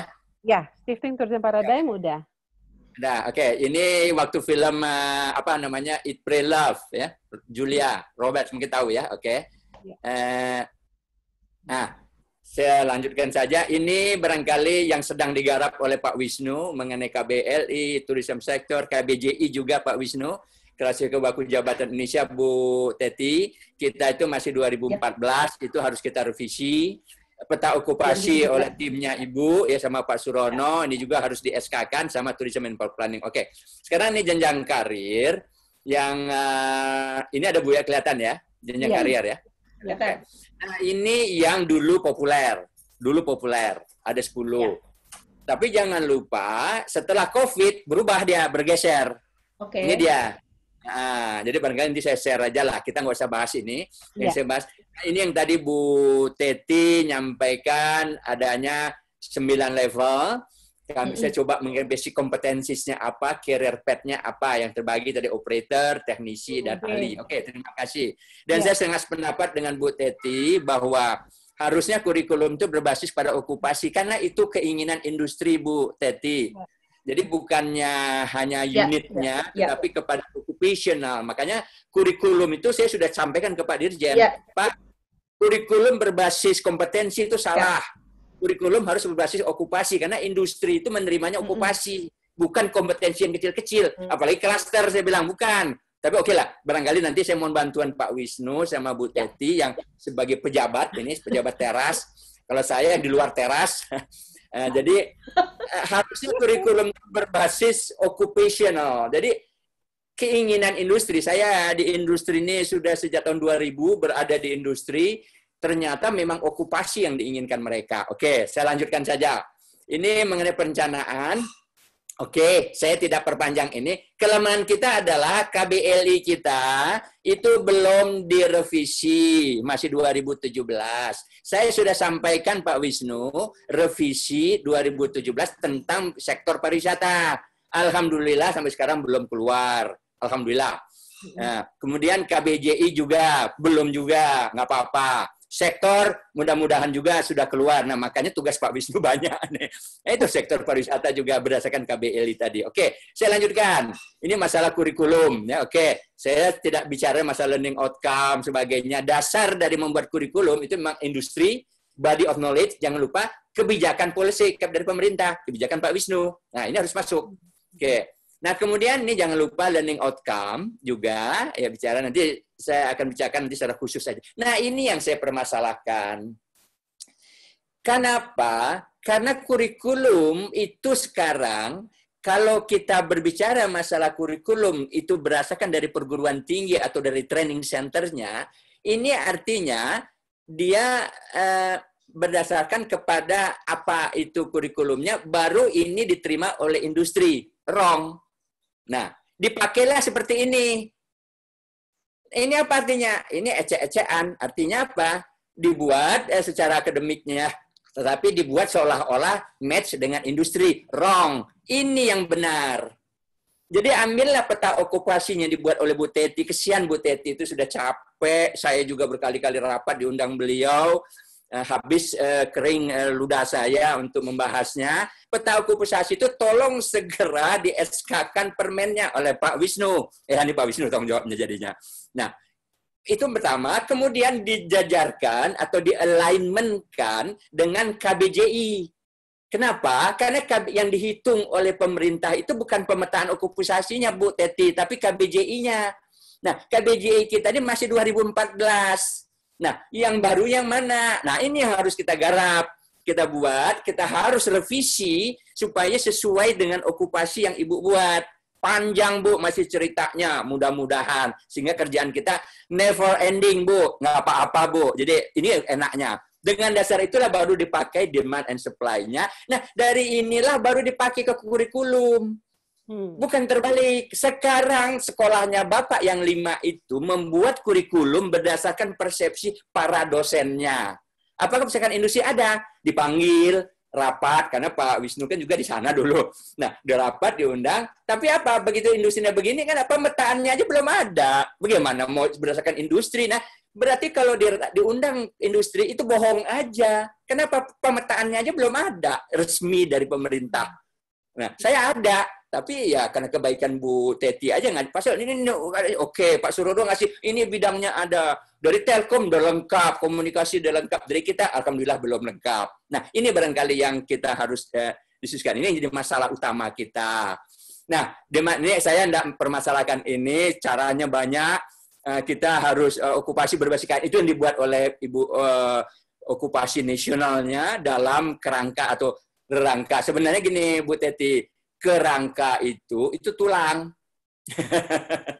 Skatingnya. Tapi kalau framework, cara berpikir kita, bahasa Indonesia yang baku dan benar itu rerangka. Saya memakai bahasa Indonesia yang baku.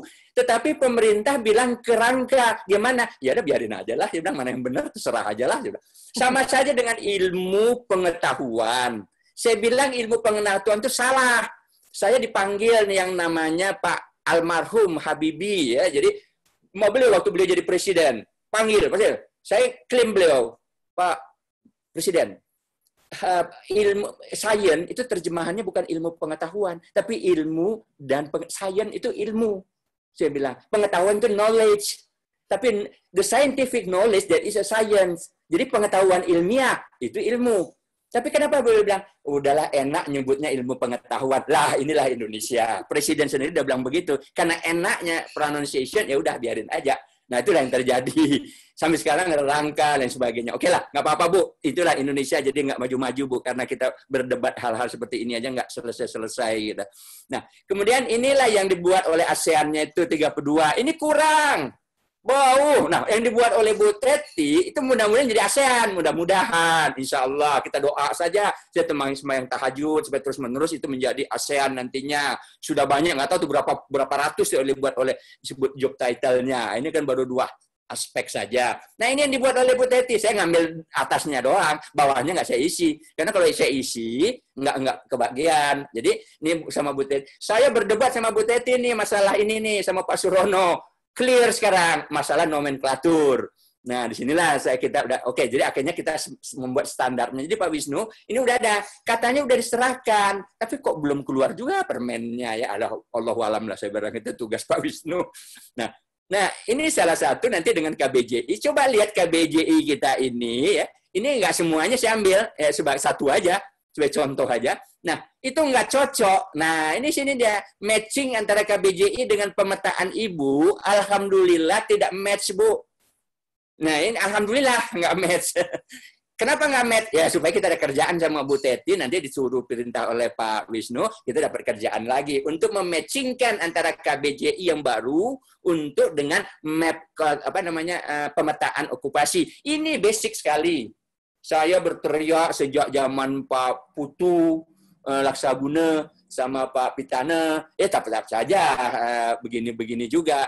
Mudah-mudahan saya doakan Pak Wisnu ini menjadi eselon 1, baru ini jalan. Atau jadi menteri barangkali. Baru setelah Pak Wisnu jadi menteri, baru ini jalan mudah-mudahan. Nah, ini barangkali. Nah, ini yang diambil oleh Bapak dan Ibu dengan sekolah-sekolah Bapak. Itu ada 24 program studi, Pak. Alhamdulillahnya nih saya udah bikinkan berdasarkan pohon ilmu, Pak. Tetapi ini kan ngarang, Pak. 1000% ini ngarang. Bukan berdasarkan industri. Enggak, Pak. Ini tolong, Pak. Saya mohon pesan aja dengan, mungkin bukan kerjaan Bapak lagi nih barangkali ya, di bagian sekolah ini.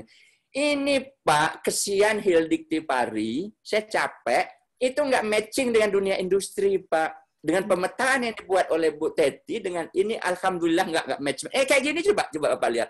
Saya coba matchingkan ya, antara di sini, antara yang dibuat oleh dikti atau pendidikan dengan yang kita buat dengan demand kita, wah alhamdulillah nggak matching lah gitu. Nah ini satu masalah terakhir, saya rasa sudah ditegur saya. SMK Fast Track D2 ini jadi masalah besar. Kenapa? Karena Pak Dirjen Vokasi, Pak Wiskan ya.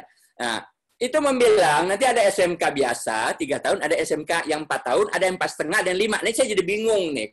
Tapi dia bilang 4,5. Ya mudah-mudahan aja lah. Pernikahan massal. Dia bilang antara pendidikan vokasi dengan iduka. Ini muncul lagi istilah baru, Pak Wisnu. Tolong saya nitip deh Pak Wisnu.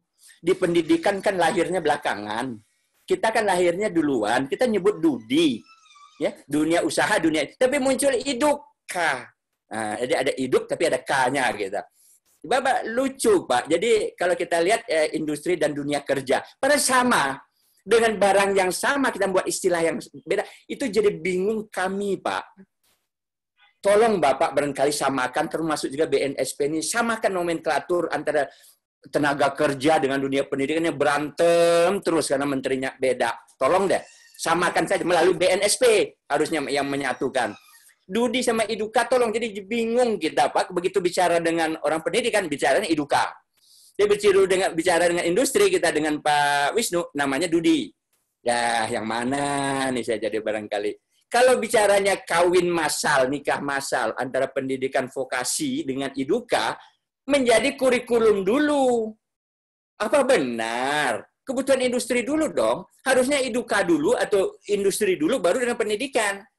Baru basicnya itu industri kebutuhannya baru kawin dengan. Jadi yang mana ya bilang.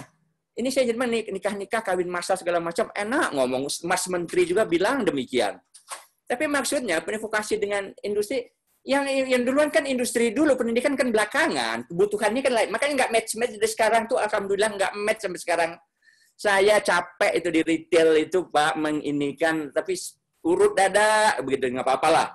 Nah kalau orang dunia pendidikan dia bicara mapel atau di SMK mata kuliah, kemudian silabus, kemudian ada rencana pembelajaran semester baru. Nah apakah sama? Kalau kita kan tadi Bu Teti bilang. Pak Wisnu, unit kompetensi, klaster, okupasi, sama, beda. Nah, siapa yang mau menyatukan? Saya mohon, ini yang namanya Bu Teti ini, yang namanya beliau ini tolong deh rukunkan 2 gajah. Gajah berkelahi, pelanduk di tengahnya mati, Bu. Nah, ini tolong deh. Jadi, nah ini deh contohnya. Yang mana yang benar? Yang benar yang kanan. Jadi kurikulum kemudian dibuat sesuai. Jadi industri harus mengikuti dengan kurikulum. Wow, nggak bisa. Nggak akan bisa kita nikah-nikah, nggak bisa. Kemudian dicobakan kurikulum bergaya industri. Dicocok-cocokkan. Itu nyocok-nyocokkan salah. Yang harus yang kanan. Industri dulu baru bikin kurikulum. Dari mana kita kok bisa? Makanya kurikulum itu berbasis okupasi. That it is, Bu. Nah inilah saya hanya mohon dengan sangat namanya Bu Teti yang terhormat. Beliau itu komisioner. Kalau komisioner jabatannya tinggi sekali di awang-awang. Tapi karena di awang-awang jadi nggak tahu saya ada powernya nggak. Nah, ini aja barangkali saya keluh kesah saya sampaikan karena ada 2 pejabat penting bagi saya, peluang bagi saya. Asal Asita jangan kaget saja saya ngomongnya suka begini gitu. Jadi mudah-mudahan permasalahan ini saya orang industri, ya, berada di industri, banyak program yang saya kembangkan juga, tapi mudah-mudahan ini bisa kita selesaikan bersama. Mungkin itu saja Ibu Masrura, terima kasih banyak. Terima kasih banyak. Waridho walhidayah. Wassalamualaikum warahmatullahi wabarakatuh. Amin. Waalaikumsalam warahmatullahi wabarakatuh. Luar biasa. Prof. Azril, terima kasih banyak pemaparan Anda. Ini teman-teman kita jadi terbuka mata kita. Jadi kita tahu sebenarnya what is going on gitu ya di dunia kita. Karena bagaimanapun kita yang di industri dan kita yang butuh. Artinya bukan kita, tapi buat orang-orang yang bekerja dengan kita, customer yang berurusan dengan kita. Well, semakin menarik, semakin bikin kita penasaran nih gitu kan. Nah, teman-teman silakan jika Anda ingin mengajukan pertanyaan, silakan Anda bisa raise hand. Jadi dari kalau Anda klik partisipan, nanti di situ ada raise hand. Nah, silakan Anda boleh klik raise hand, kemudian nanti saya akan minta Bang Adrian untuk bukakan mute-nya Anda untuk Anda bisa menyampaikan pertanyaan atau kritik saran yang berkenaan dengan materi kita hari ini ke Pak Wisnu, ke Bu Teti, atau ke Profesor Azril. Luar biasa ini. Tadi saya sudah melihat ada beberapa yang sudah raise hand, tapi ini sudah nggak kelihatan lagi. Nah, mungkin saya minta Pak Wisnu nih, Pak, menanggapi nih, Pak, mungkin apa yang disampaikan Profesor Azril barusan, Pak. Karena tadi kalau saya dengar secara keseluruhan, Profesor Azril itu address-nya ke Bapak nih, Pak Wisnu. Kemudian address-nya ke Bu Teti nih. Jadi sebelum teman-teman nanya, saya akan minta Pak Wisnu nih untuk menanggapi, terus kemudian Bu Teti ya, Bu, menanggapi yang dikeluhkan oleh Prof. Azril. Mungkin mewakili industri juga ya. Silakan Pak Wisnu. Bang Adrian bisa tolong dibuka, Pak.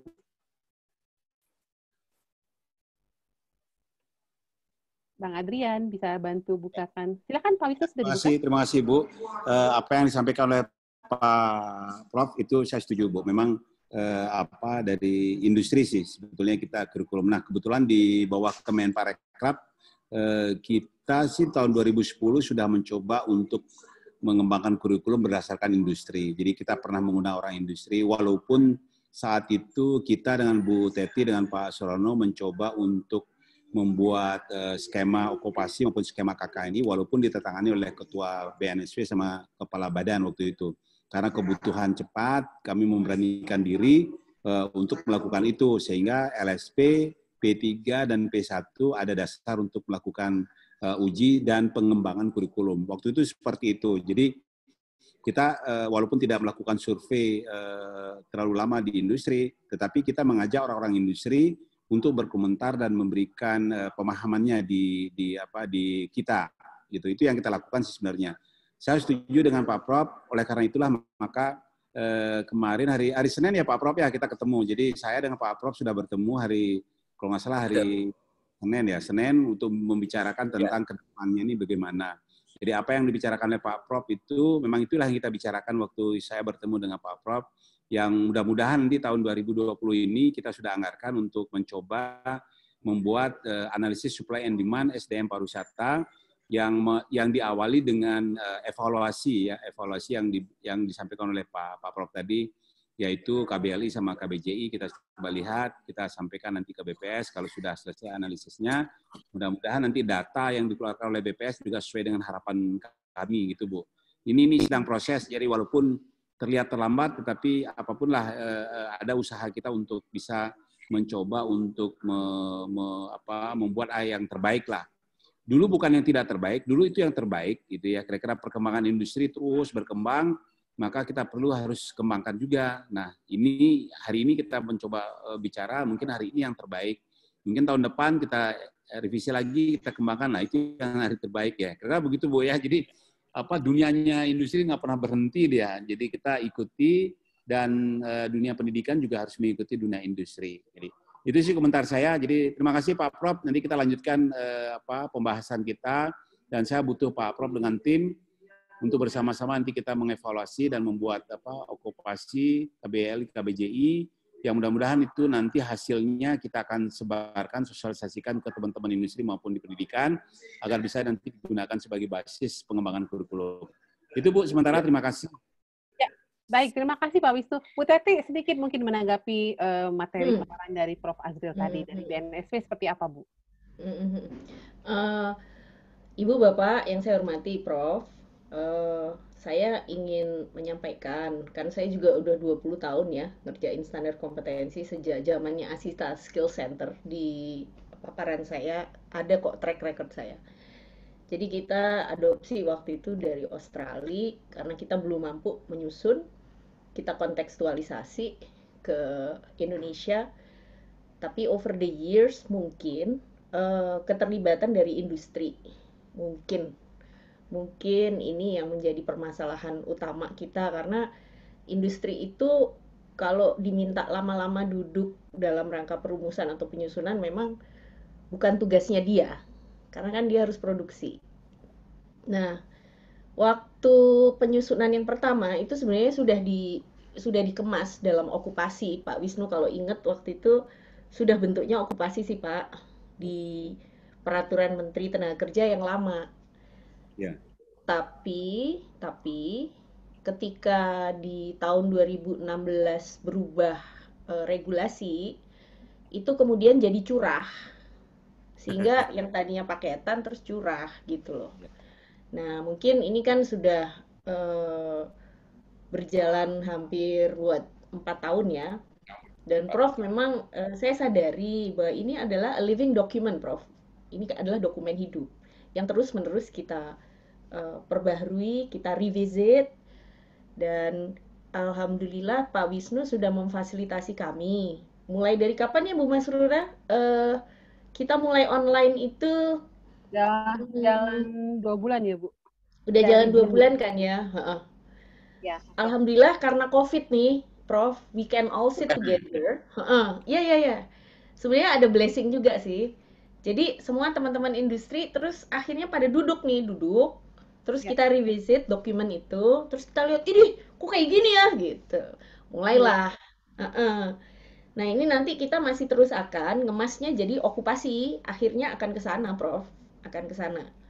Dan memang betul harus ada bridging, teman-teman dunia pendidikan sama industri harus ada bridging, karena memang dia punya terminologi, definisi ya.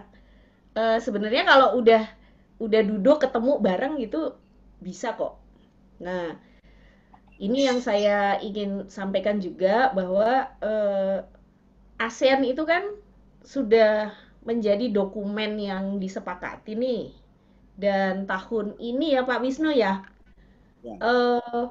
ATPMC ya, chairman-nya Indonesia, right? Indonesia ya. Kalau nggak, iya. Jadi kita punya peluang untuk benar-benar leading in ASEAN ini. Jadi the time is now. Saya sih ajak teman-teman industri, ayo let's sit down gitu.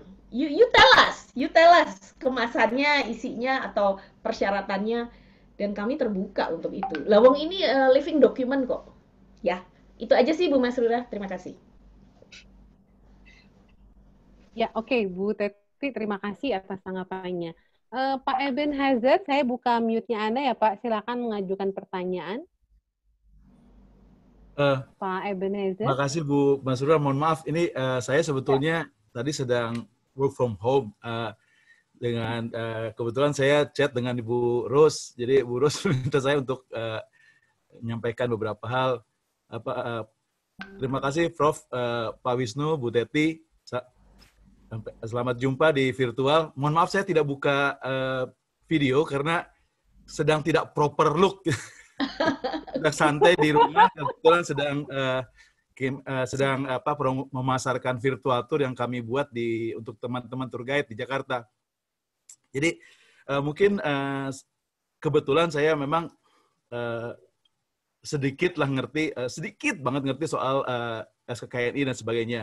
Ada satu hal yang saya lihat, Bapak Ibu sekalian, kita ini kan negara yang luas sekali, lalu jenjang pendidikan kita itu dari seluruh daerah itu sangat jauh berbeda. Kalau saya kebetulan menjadi juri misalnya di LKS, itu jomplang sekali antara kemampuan orang siswa-siswa yang dari Jakarta misalnya dengan yang dari daerah. Nah, ini mungkin yang perlu juga jadi masukan kepada Bapak Ibu sekalian, bagaimana memfasilitasi teman-teman di daerah ini.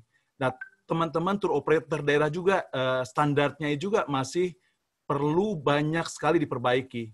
Itu mungkin perlu dipikirkan suatu SKKNI yang bisa dijadikan semacam SOP untuk mereka ini bagaimana misalnya melakukan sistem reservasi. Jadi kalau mereka belajar dari SKKNI-nya seperti tadi Bu Teti sampaikan bahwa mungkin saja mereka tidak ikut pendidikan, tapi mereka belajar secara otodidak atau dalam kursus-kursus tertentu, tapi mereka mempunyai SOP yang status standar yang akan mudah mereka terapkan. Misalnya mulai dari bagaimana menerima reservasi, SOP-nya seperti apa. Mungkin itu yang diperlukan untuk Indonesia sementara ini, karena di daerah itu beberapa mereka untuk terima, bahkan saya beberapa teman-teman tour operator di Labuan Bajo lah katakan, itu nggak punya file reservasi. Jadi mereka cuman, oke, terima order, oke, inget aja, yang penting lihat di handphone mereka, oke, tanggal sekian gue ada tamu, tanggal sekian gue ada tamu gitu. Soal hotelnya itu udah di-reserve, oke, gue inget udah di-reserve. Tapi pas saya tanya, mana dokumennya, mereka nggak punya. Mereka cuman punya di catatan. Dan itu nggak satu atau dua travel agent atau tour operator yang ada di Labuan Bajo. Nah, itu kita baru ngomong yang Labuan Bajo yang katanya akan jadi premium destination. Belum kita bicara dengan daerah-daerah lainnya. Misalnya kalau saya kebetulan mengajar di Toba beberapa waktu yang lalu, itu juga sama. Mereka belum punya SOP seperti ini. Karena pada saat mereka lihat SKKNI, mereka hanya lihat itu, oh oke, saya bisa lakuin ini, oke bisa lakuin ini. Tapi mereka tidak melihat itu sebagai satu runutan SOP yang bisa jadi standar gitu. Itu yang saya perhatikan. Nah, saya setuju dengan Prof. Azhari tadi yang sampaikan bahwa memang perlu ada standar okupasi. Jadi kalau dia sekarang gini, kalau saya ke travel agent lah di Jakarta, dia mengatakan dirinya tour consultant. Nah, begitu saya tanya ke mereka, ngobrol nih, tahu nggak ngelanggeran di mana? Nggak tahu. Padahal dia bilang dia tour consultant untuk Indonesia gitu. Nah, ini yang perlu juga ada satu standar bagaimana kalau dia tour consultant itu tadi yang Bu Teti sampaikan, dia level berapa tour consultant-nya gitu. Itu yang perlu segera ditetapkan agar si customer pada saat dia datang ke satu tour operator, dia ngerti kalau dia berhadapan dengan seorang tour consultant level 1, ya pengetahuannya mungkin segini gitu. Tapi kalau dia level sekian, dia pengetahuannya segini. Dan objek wisata Indonesia, saya rasa luar biasa banyaknya. Dan kalau dia memang konsultan, dia harus tahu ke tempat-tempat tertentu. Bahkan ada beberapa tour, saya kebetulan dengan beberapa tour operator sering ngobrol, mereka tour operator Jakarta bahkan nggak tahu di mana Ciletuh. Padahal deket banget di Sukabumi gitu. Jadi ini yang standar-standar yang perlu dilihat. Nah, lalu juga standar operasional misalnya, itu SOP operasional itu belum dilakukan secara baik. Bagaimana risk management misalnya itu juga tidak. Kemarin kebetulan dengan atas fasilitasi dari Pak Wisnu, kami mengadakan pelatihan yang untuk tour operator itu how to operation, tentang operation. Ternyata banyak sekali peserta pelatihan yang 200 orang itu nggak punya standar operasional. Mereka ya lakukan ya, pokoknya kalau jemput tamu yang penting ada mobilnya, yang penting ada jalan, yang penting mereka bisa layani, itu aja dan yang penting nggak komplain gitu. Istilah mereka gitu, yang penting nggak komplain. Padahal komplain nggak komplain belum tentu. Orang mungkin karena dia ke daerah, lihat pelayanan seadanya, ya pikir, oh ya udahlah maklum itu di daerah gitu. Padahal mungkin mereka sebenarnya komplain, tapi ya karena permakluman ini, mereka jadi Jadi nggak diutarakan komplainnya. Nah ini yang mungkin yang saya ingin sampaikan tadi. Mohon maaf saya sedang tidak dalam kondisi untuk memberikan diskusi dan sebagainya, tapi hanya tadi kebetulan dengan Ibu Ros lagi chat-chatan sesuatu, jadi Bu Ros minta saya untuk join di webinarnya dan ya saya bilang ya udahlah kebetulan ada ya saya sampaikan. Itu aja mungkin masukan saya. Terima kasih Pak Heben atas masukannya. Saya mungkin minta Bu Teti dulu nih Bu untuk menanggapi, kemudian mungkin Pak Wisnu juga, karena menurut kita juga ini hal yang sangat penting menyikapi keberadaan atau kualitas SDM kita yang ada di kota besar atau di Pulau Jawa mungkin ya, dengan yang berada di pulau-pulau lain atau daerah-daerah lain. Silakan Bu Teti. Iya, makasih. Bu Mas Rura, dengan adanya COVID ini, mau nggak mau kan kita harus lebih detail nih ketika memberikan pelayanan kan. Dan itu kan ada langkah-langkah dan kinerja-kinerja gitu loh. Nah ini, kalau tidak ada reference itu adalah si standar kompetensi tadi. Sulit sekali Bu untuk ngukur. Jadi, mungkin saja orangnya kompeten Pak Heben, betul. Tapi gimana ngukurnya dia kompeten? Kan kesian kan? Nggak mungkin hanya by memory kan? Mesti dibekali checklist dan sebagainya. Tapi ini checklist kan turunan dari si standar kompetensi tadi. Jadi saya berharap teman-teman industri meninjau kembali dokumen standar kompetensi ini dan bantulah Indonesia terutama. Nggak usah takut resepnya ketahuan gitu ya, resep mensukseskan perusahaannya, nggak usah takut. Jadikan ini sebagai legacy, amal ibadah. Kalau bisa SOP itu kita angkat menjadi standarisasi minimal deh. Tour operator misalnya, dan tour operatornya yang model apa nih? Yang bahari, atau yang gunung punya, atau yang gua. Itu kan variannya jadi macam-macam kan. Dan jangan lupa ketika kita bicara pelayanan di kemudian hari itu ada perilaku konsumen yang sudah sangat berubah. Yang tadi Prof. Asril sampaikan tuh, put that into istilahnya tuh menjadi bahan juga. Dan ini caranya adalah melalui pengembangan SDM, apakah pelatihan. Jadi ketika membuat pelatihan-pelatihan, saya memang melihat teman-teman masih terpaku sama pelatihan teknis ya. Tapi gimana dengan pelatihan yang non teknis, yang sifatnya strategis, menyiapkan orang itu supaya dia bisa adaptasi dengan situasi dan kondisi yang terkini. Terima kasih Bu Mas Rura. Bu, boleh masukkan lagi Bu sedikit, Bu Mas Rura? Iya, silakan Pak Heben. Mungkin saya setuju dengan apa yang disampaikan oleh Bu Teti, pelatihan memang perlu. Tapi yang sering sekali terjadi sekarang ini, pelatihan itu adalah pembekalan katakanlah 2 atau 3 hari, setelah itu tidak ada follow up. Nah kalau boleh diusulkan mungkin ke Pak Wisnu, bagaimana kalau misalnya dikembangkan pelatihannya bukan pelatihan yang 2-3 hari, tapi semacam pendampingan. Jadi ada pendampingan untuk terutama tour operator di daerah, agar mereka terus bisa dipantau, hingga perkembangannya terukur. Nah, kalau pelatihan itu mereka selesai, kita tinggalkan, ya mereka kemungkinan balik lagi ke kebiasaan mereka. Tapi kalau ada pendampingan yang katakanlah sekian bulan gitu ya, nah tentu tidak terus-terusan didampingi 6 bulan terus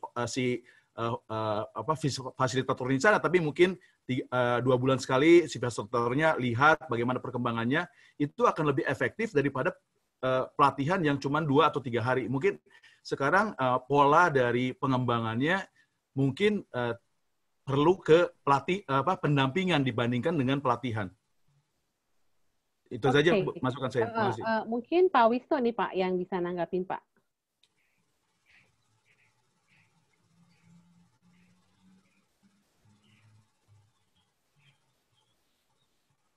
Dicoba unmute.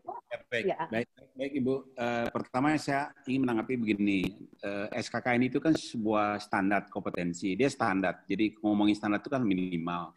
Jadi harapan kita bagi daerah-daerah atau provinsi yang masih dianggap terlalu jauh dari standar, nah itulah tugas dari kita semua, baik itu dari Pemda, kita, pendidikan, agar mereka harus mengejar standar minimalnya. Jadi jangan standar diturunin, gitu ya. Kalau menurut saya sih dikejarlah sistem pendidikan dan masyarakat untuk mengejar standar itu. Karena kita sudah sepakat, teman-teman dari industri mengatakan inilah dia standarnya, standar minimal itu. Jadi kami dari pemerintah kan mengikuti apa yang disampaikan oleh teman-teman dari industri, itu berasal atau berbasis dari pengalaman mereka di industri.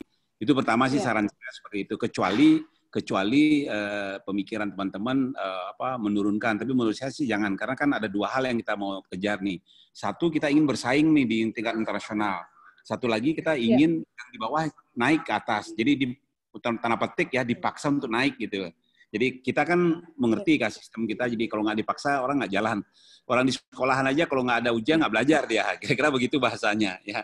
Itu menurut saya. Terus yang kedua, kenapa pemerintah terutama di kami di Kemenparekraf ada pelatihan 2 atau 3 hari, itu hanya reskilling dan upskilling bagi mereka yang memang sudah menjalani profesinya, kita anggap atau up gitu. Makanya dibutuhkan 2 atau 3 hari. Inilah yang kita bekerjasama dengan daerah, dari industri dan dinas untuk melihat SDM-nya apa saja yang perlu dilatih. Nah, kalau ada pelatihan dari nol itu larinya ke pendidikan, ke sekolahan. Nah, itu ya. Jadi kalau mulai dari nol itu dari sekolahan. Jadi saya setuju dengan Pak Herbert, itu tolong nanti kita bisa ngobrol lanjut untuk pendampingan. Karena sekarang ini kami sedang menggarap program pendampingan untuk pengelola desa wisata. Agar mereka aktif, kita dorong mereka aktif berpartisipasi dalam pengembangan pariwisata. Itu yang sudah kami lakukan, kami bekerjasama dengan perguruan tinggi. Ada 109 perguruan tinggi yang sekarang ini sedang berjalan, TOT-nya, kemudian nanti BIMTEK-nya, kemudian pendampingannya. Jadi pendampingan yang kita lakukan di desa wisata ini ada 5 keterampilan yang kita berikan. Pertama adalah coaching, monitoring, supervisi, evaluasi, dan pelaporan. Nah, saya ingin tahu dari Pak Herbert program atau konsepnya itu dengan pendampingan untuk teman-teman kita di travel maupun di pemandu di industri itu seperti apa. Nanti kita bisa duduk bersama, kita desain. Mudah-mudahan itu bisa membantu teman-teman kita di lapangan, di industri untuk bisa kita tingkatkan kompetensinya. Saya pikir itu sementara. Terima kasih Pak Herbert. Nanti kapan ada waktu kita bisa duduk bersama untuk mendesain program itu. Terima kasih.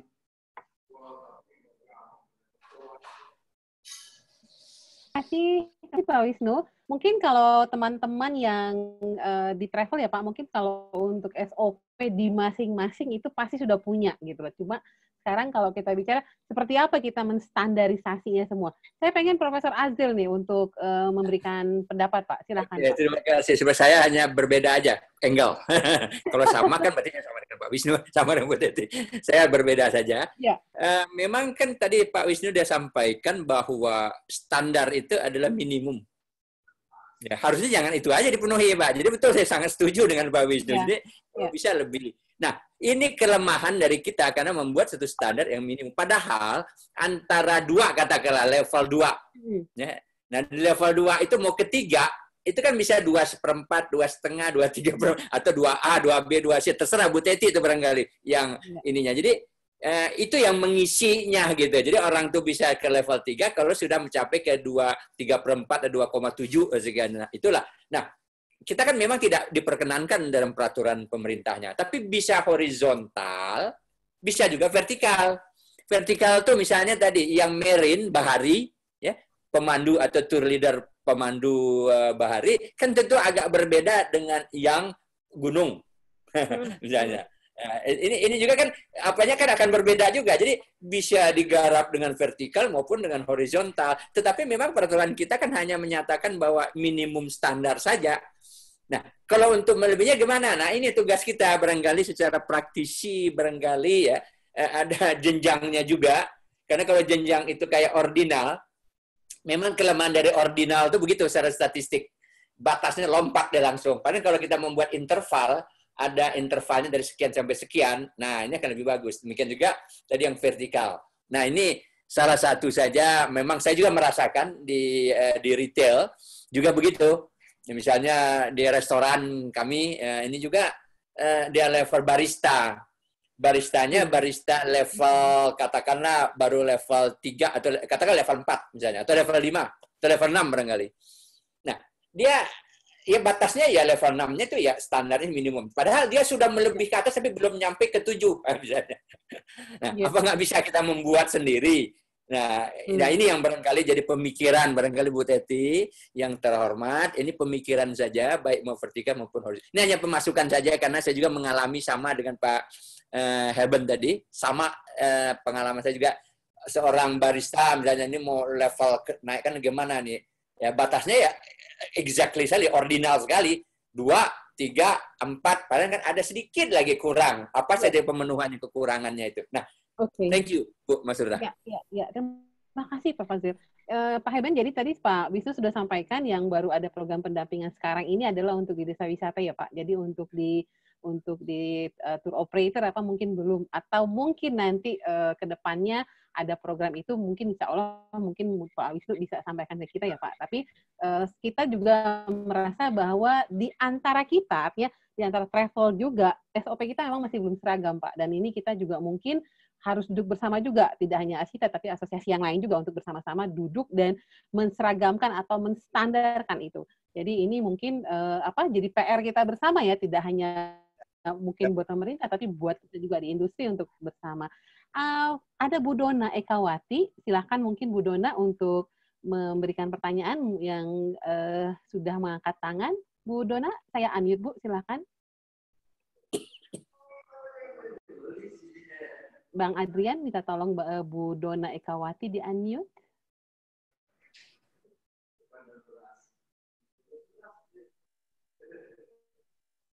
Bu Dona mungkin dicoba dari device Anda. Ya. Baik. Terima kasih sebelumnya Pak Wisnu, Bu Teti, dan Prof. Nasir serta Ketua ASITA DPD ASITA ya, Mas Sura. Ini saya mau sedikit sharing sebenarnya yang tadi diminta Pak Ebenezer ya, dan sekalian laporan ini bahwa saya telah melakukan monitoring juga pendampingan di Kabupaten Kudus, semua desa wisata di Kabupaten Kudus khususnya karena saya diminta oleh Kadispar Dinas Pariwisata Kudus, dan saya sudah menerapkan, mencoba, dan ini ternyata dibutuhkan sekali Pak Wisnu. Jadi terkait buku tamu wisatawan ya, di mana tadi Pak Heben bilang kan tidak bisa terpantau. Nah, saya lagi menciptakan sistem, dan sistem ini sedang mulai sudah saya implementasikan dan mereka sudah mulai mencoba. Dan ini akan diadakan lagi pelatihan khusus oleh Kabupaten Kudus, Pak, terkait dengan sistem digital yang saya buat. Jadi, monitoringnya ini secara pendataan wisatawan baik lokal, domestik maupun mancanegara yang akan ataupun yang mengunjungi desa wisata di Kabupaten Kudus ya, itu terpantau langsung oleh Dinas Pariwisatanya. Jadi nanti sistemnya adalah direct, dan ini sudah dilakukan Pak kemarin gitu, dan akan berlanjut. Jadi kalau misalnya menurut saya ini kan saya menerapkan berdasarkan SKKNI-nya ekowisata. Mereka ekowisata, dan juga ada beberapa sistem manajemen terkait dengan ISO. Jadi bukan lagi 4.0 yang saya terapkan, melainkan society dan industri 5.0. Walaupun susah ya, tapi ini harus mulai diterapkan. Karena apa? Karena pandemik ini merubah semua mindset yang tadinya kita hanya duduk diam, tapi ini semua harus bergerak. Ini adalah tuntutan. Jadi kalau misalnya boleh nih, Bu Teti, mungkin dari Bu Teti atau dari Pak Wisnu, saya tadi terkait SOP, mohon diberikan kembali gitu ya, SOP yang kira-kira, yang bukan kira-kira, tapi yang memang dapat diterapkan di desa wisata, sehingga antara digital dengan manusianya sendiri itu bisa menyatu. Saya mohon itu aja yang masih selama ini masih kita coba cari terus. Cari terus untuk sistem pemasarannya, karena pemasaran sistem virtual saya rasa masih kurang ya. Terima kasih, itu aja Bu Masrura. Ya. Oke. Ya. Baik, terima kasih Bu Dona. Bu Aisyah dari DPD Kalsel, silakan Bu. Coba ini kita coba unmute, Ibu buka dari device Ibu. Bu Aisyah. Bu Aisyah. Halo, ya. Bu Aisyah. Halo, Bu. Ya, silakan. Bu. Oke. Baik, Assalamualaikum warahmatullahi wabarakatuh. Salam sehat semuanya, Bapak Ibu semua, para narasumber yang selalu semangat. Salam kami dari Kalimantan Selatan. Kami sedikit hanya menyampaikan khusus untuk sertifikasi, di mana sekarang ada program-program sertifikasi yang telah diberikan oleh difasilitasi dari Kemenfar. Dalam hal ini beberapa LSP yang telah mendapatkan ya Bapak Ibu ya. Kemudian kita hanya memberikan masukan saja. Kalau ada kalau ada alokasi untuk daerah, mohon untuk diutamakan untuk industri dulu. Karena saya lihat jangan sampai LSP itu menghubungin untuk SMK, untuk pendidikan. Jadi karena kita di sini juga banyak 265 travel agent. Jadi karyawannya banyak yang belum disertifikasi Bapak Ibu, baik itu tour leader, operator, juga tour planner. Nah, dalam hal ini dengan berupaya, saya untuk kali ini kita nggak dapat jatah Bu Asita Kasa, tapi dengan berupaya saya hubungin LSP yang masuk mendapatkan dari Kasa, mudah-mudahan kita dipenuhi Bu, sebanyak 21 saja. Tetapi fasilitas yang diberikan banyak ke HPI, padahal HPI itu kan dia guide. Kenapa dia diberikan sertifikasi tour leader gitu aja. Jadi ini saya lagi berupaya, saya juga sudah kirim surat ke DPP, mau upayakan untuk 21, mudah-mudahan dikabulkan. Itu mungkin saran dari kami untuk merekomendasi LSP yang dapat mengutamakan industri Bu Masura gitu. Saja. Siap. Terima Bu. kasih. Assalamualaikum warahmatullahi wabarakatuh. Terima kasih Bu Aisyah. Assalamualaikum warahmatullahi wabarakatuh. Pak Wisnu mungkin langsung Pak menanggapi pertanyaan tadi dari Bu Dona Pak, masukan untuk mengenai SOP untuk wisata. Terima kasih. Untuk tahun ini memang kita fokus ke industri Bu, ke pendidikan sementara belum.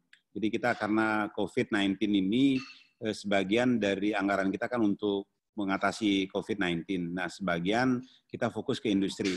Nah, kalau Ibu tadi kepingin dapat diberikan kesempatan, hubungi LSP. Karena gini Bu, kita sekarang kan pemerintah konsentrasi ke 5 DSP.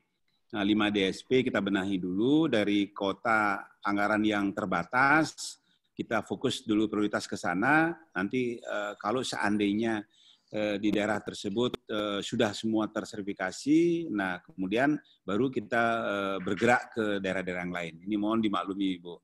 Silakan aja dihubungi ke LSP Pak Firdaus untuk yang travel, Ibu bisa berkomunikasi dengan beliaunya. Ya. Itu, terima kasih. Pertanyaan dari Bu Dona tadi Pak Wisnu tentang SOP untuk pemantauan wisatawan yang berbasiskan teknologi di desa wisata. SOP itu ranahnya industri Bu ya, jadi pemerintah ngikutin aja. Jadi silakan kawan-kawan dari industri membuatnya, dari situ nanti seperti saran dari Bu Teti akan naik menjadi standar ya kompetensi. Itu silakan, jadi karena pemerintah akan ngikutin perkembangan dari industri. Kalau itu memang dibuat oleh industri seperti itu, kami dari pemerintah mengikuti. Terima kasih Bu. Oke, baik. Terima kasih. Teman-teman, kita sudah menuju ke akhir acara kita. Sebelum kita mengakhiri acara ini, saya tahu teman-teman masih banyak pertanyaan dan masih banyak curhat lain yang mau disampaikan dengan baik ke Pak Wisnu, ke Bu Teti, atau ke Profesor Azril juga. Tetapi karena waktu juga yang tidak memungkinkan kita untuk melanjutkan diskusi ini, sebelum kita menutup atau berakhir di acara ini, saya akan minta Bu Ketum untuk menyampaikan closing statement-nya. Bu Ketum, silakan Bu.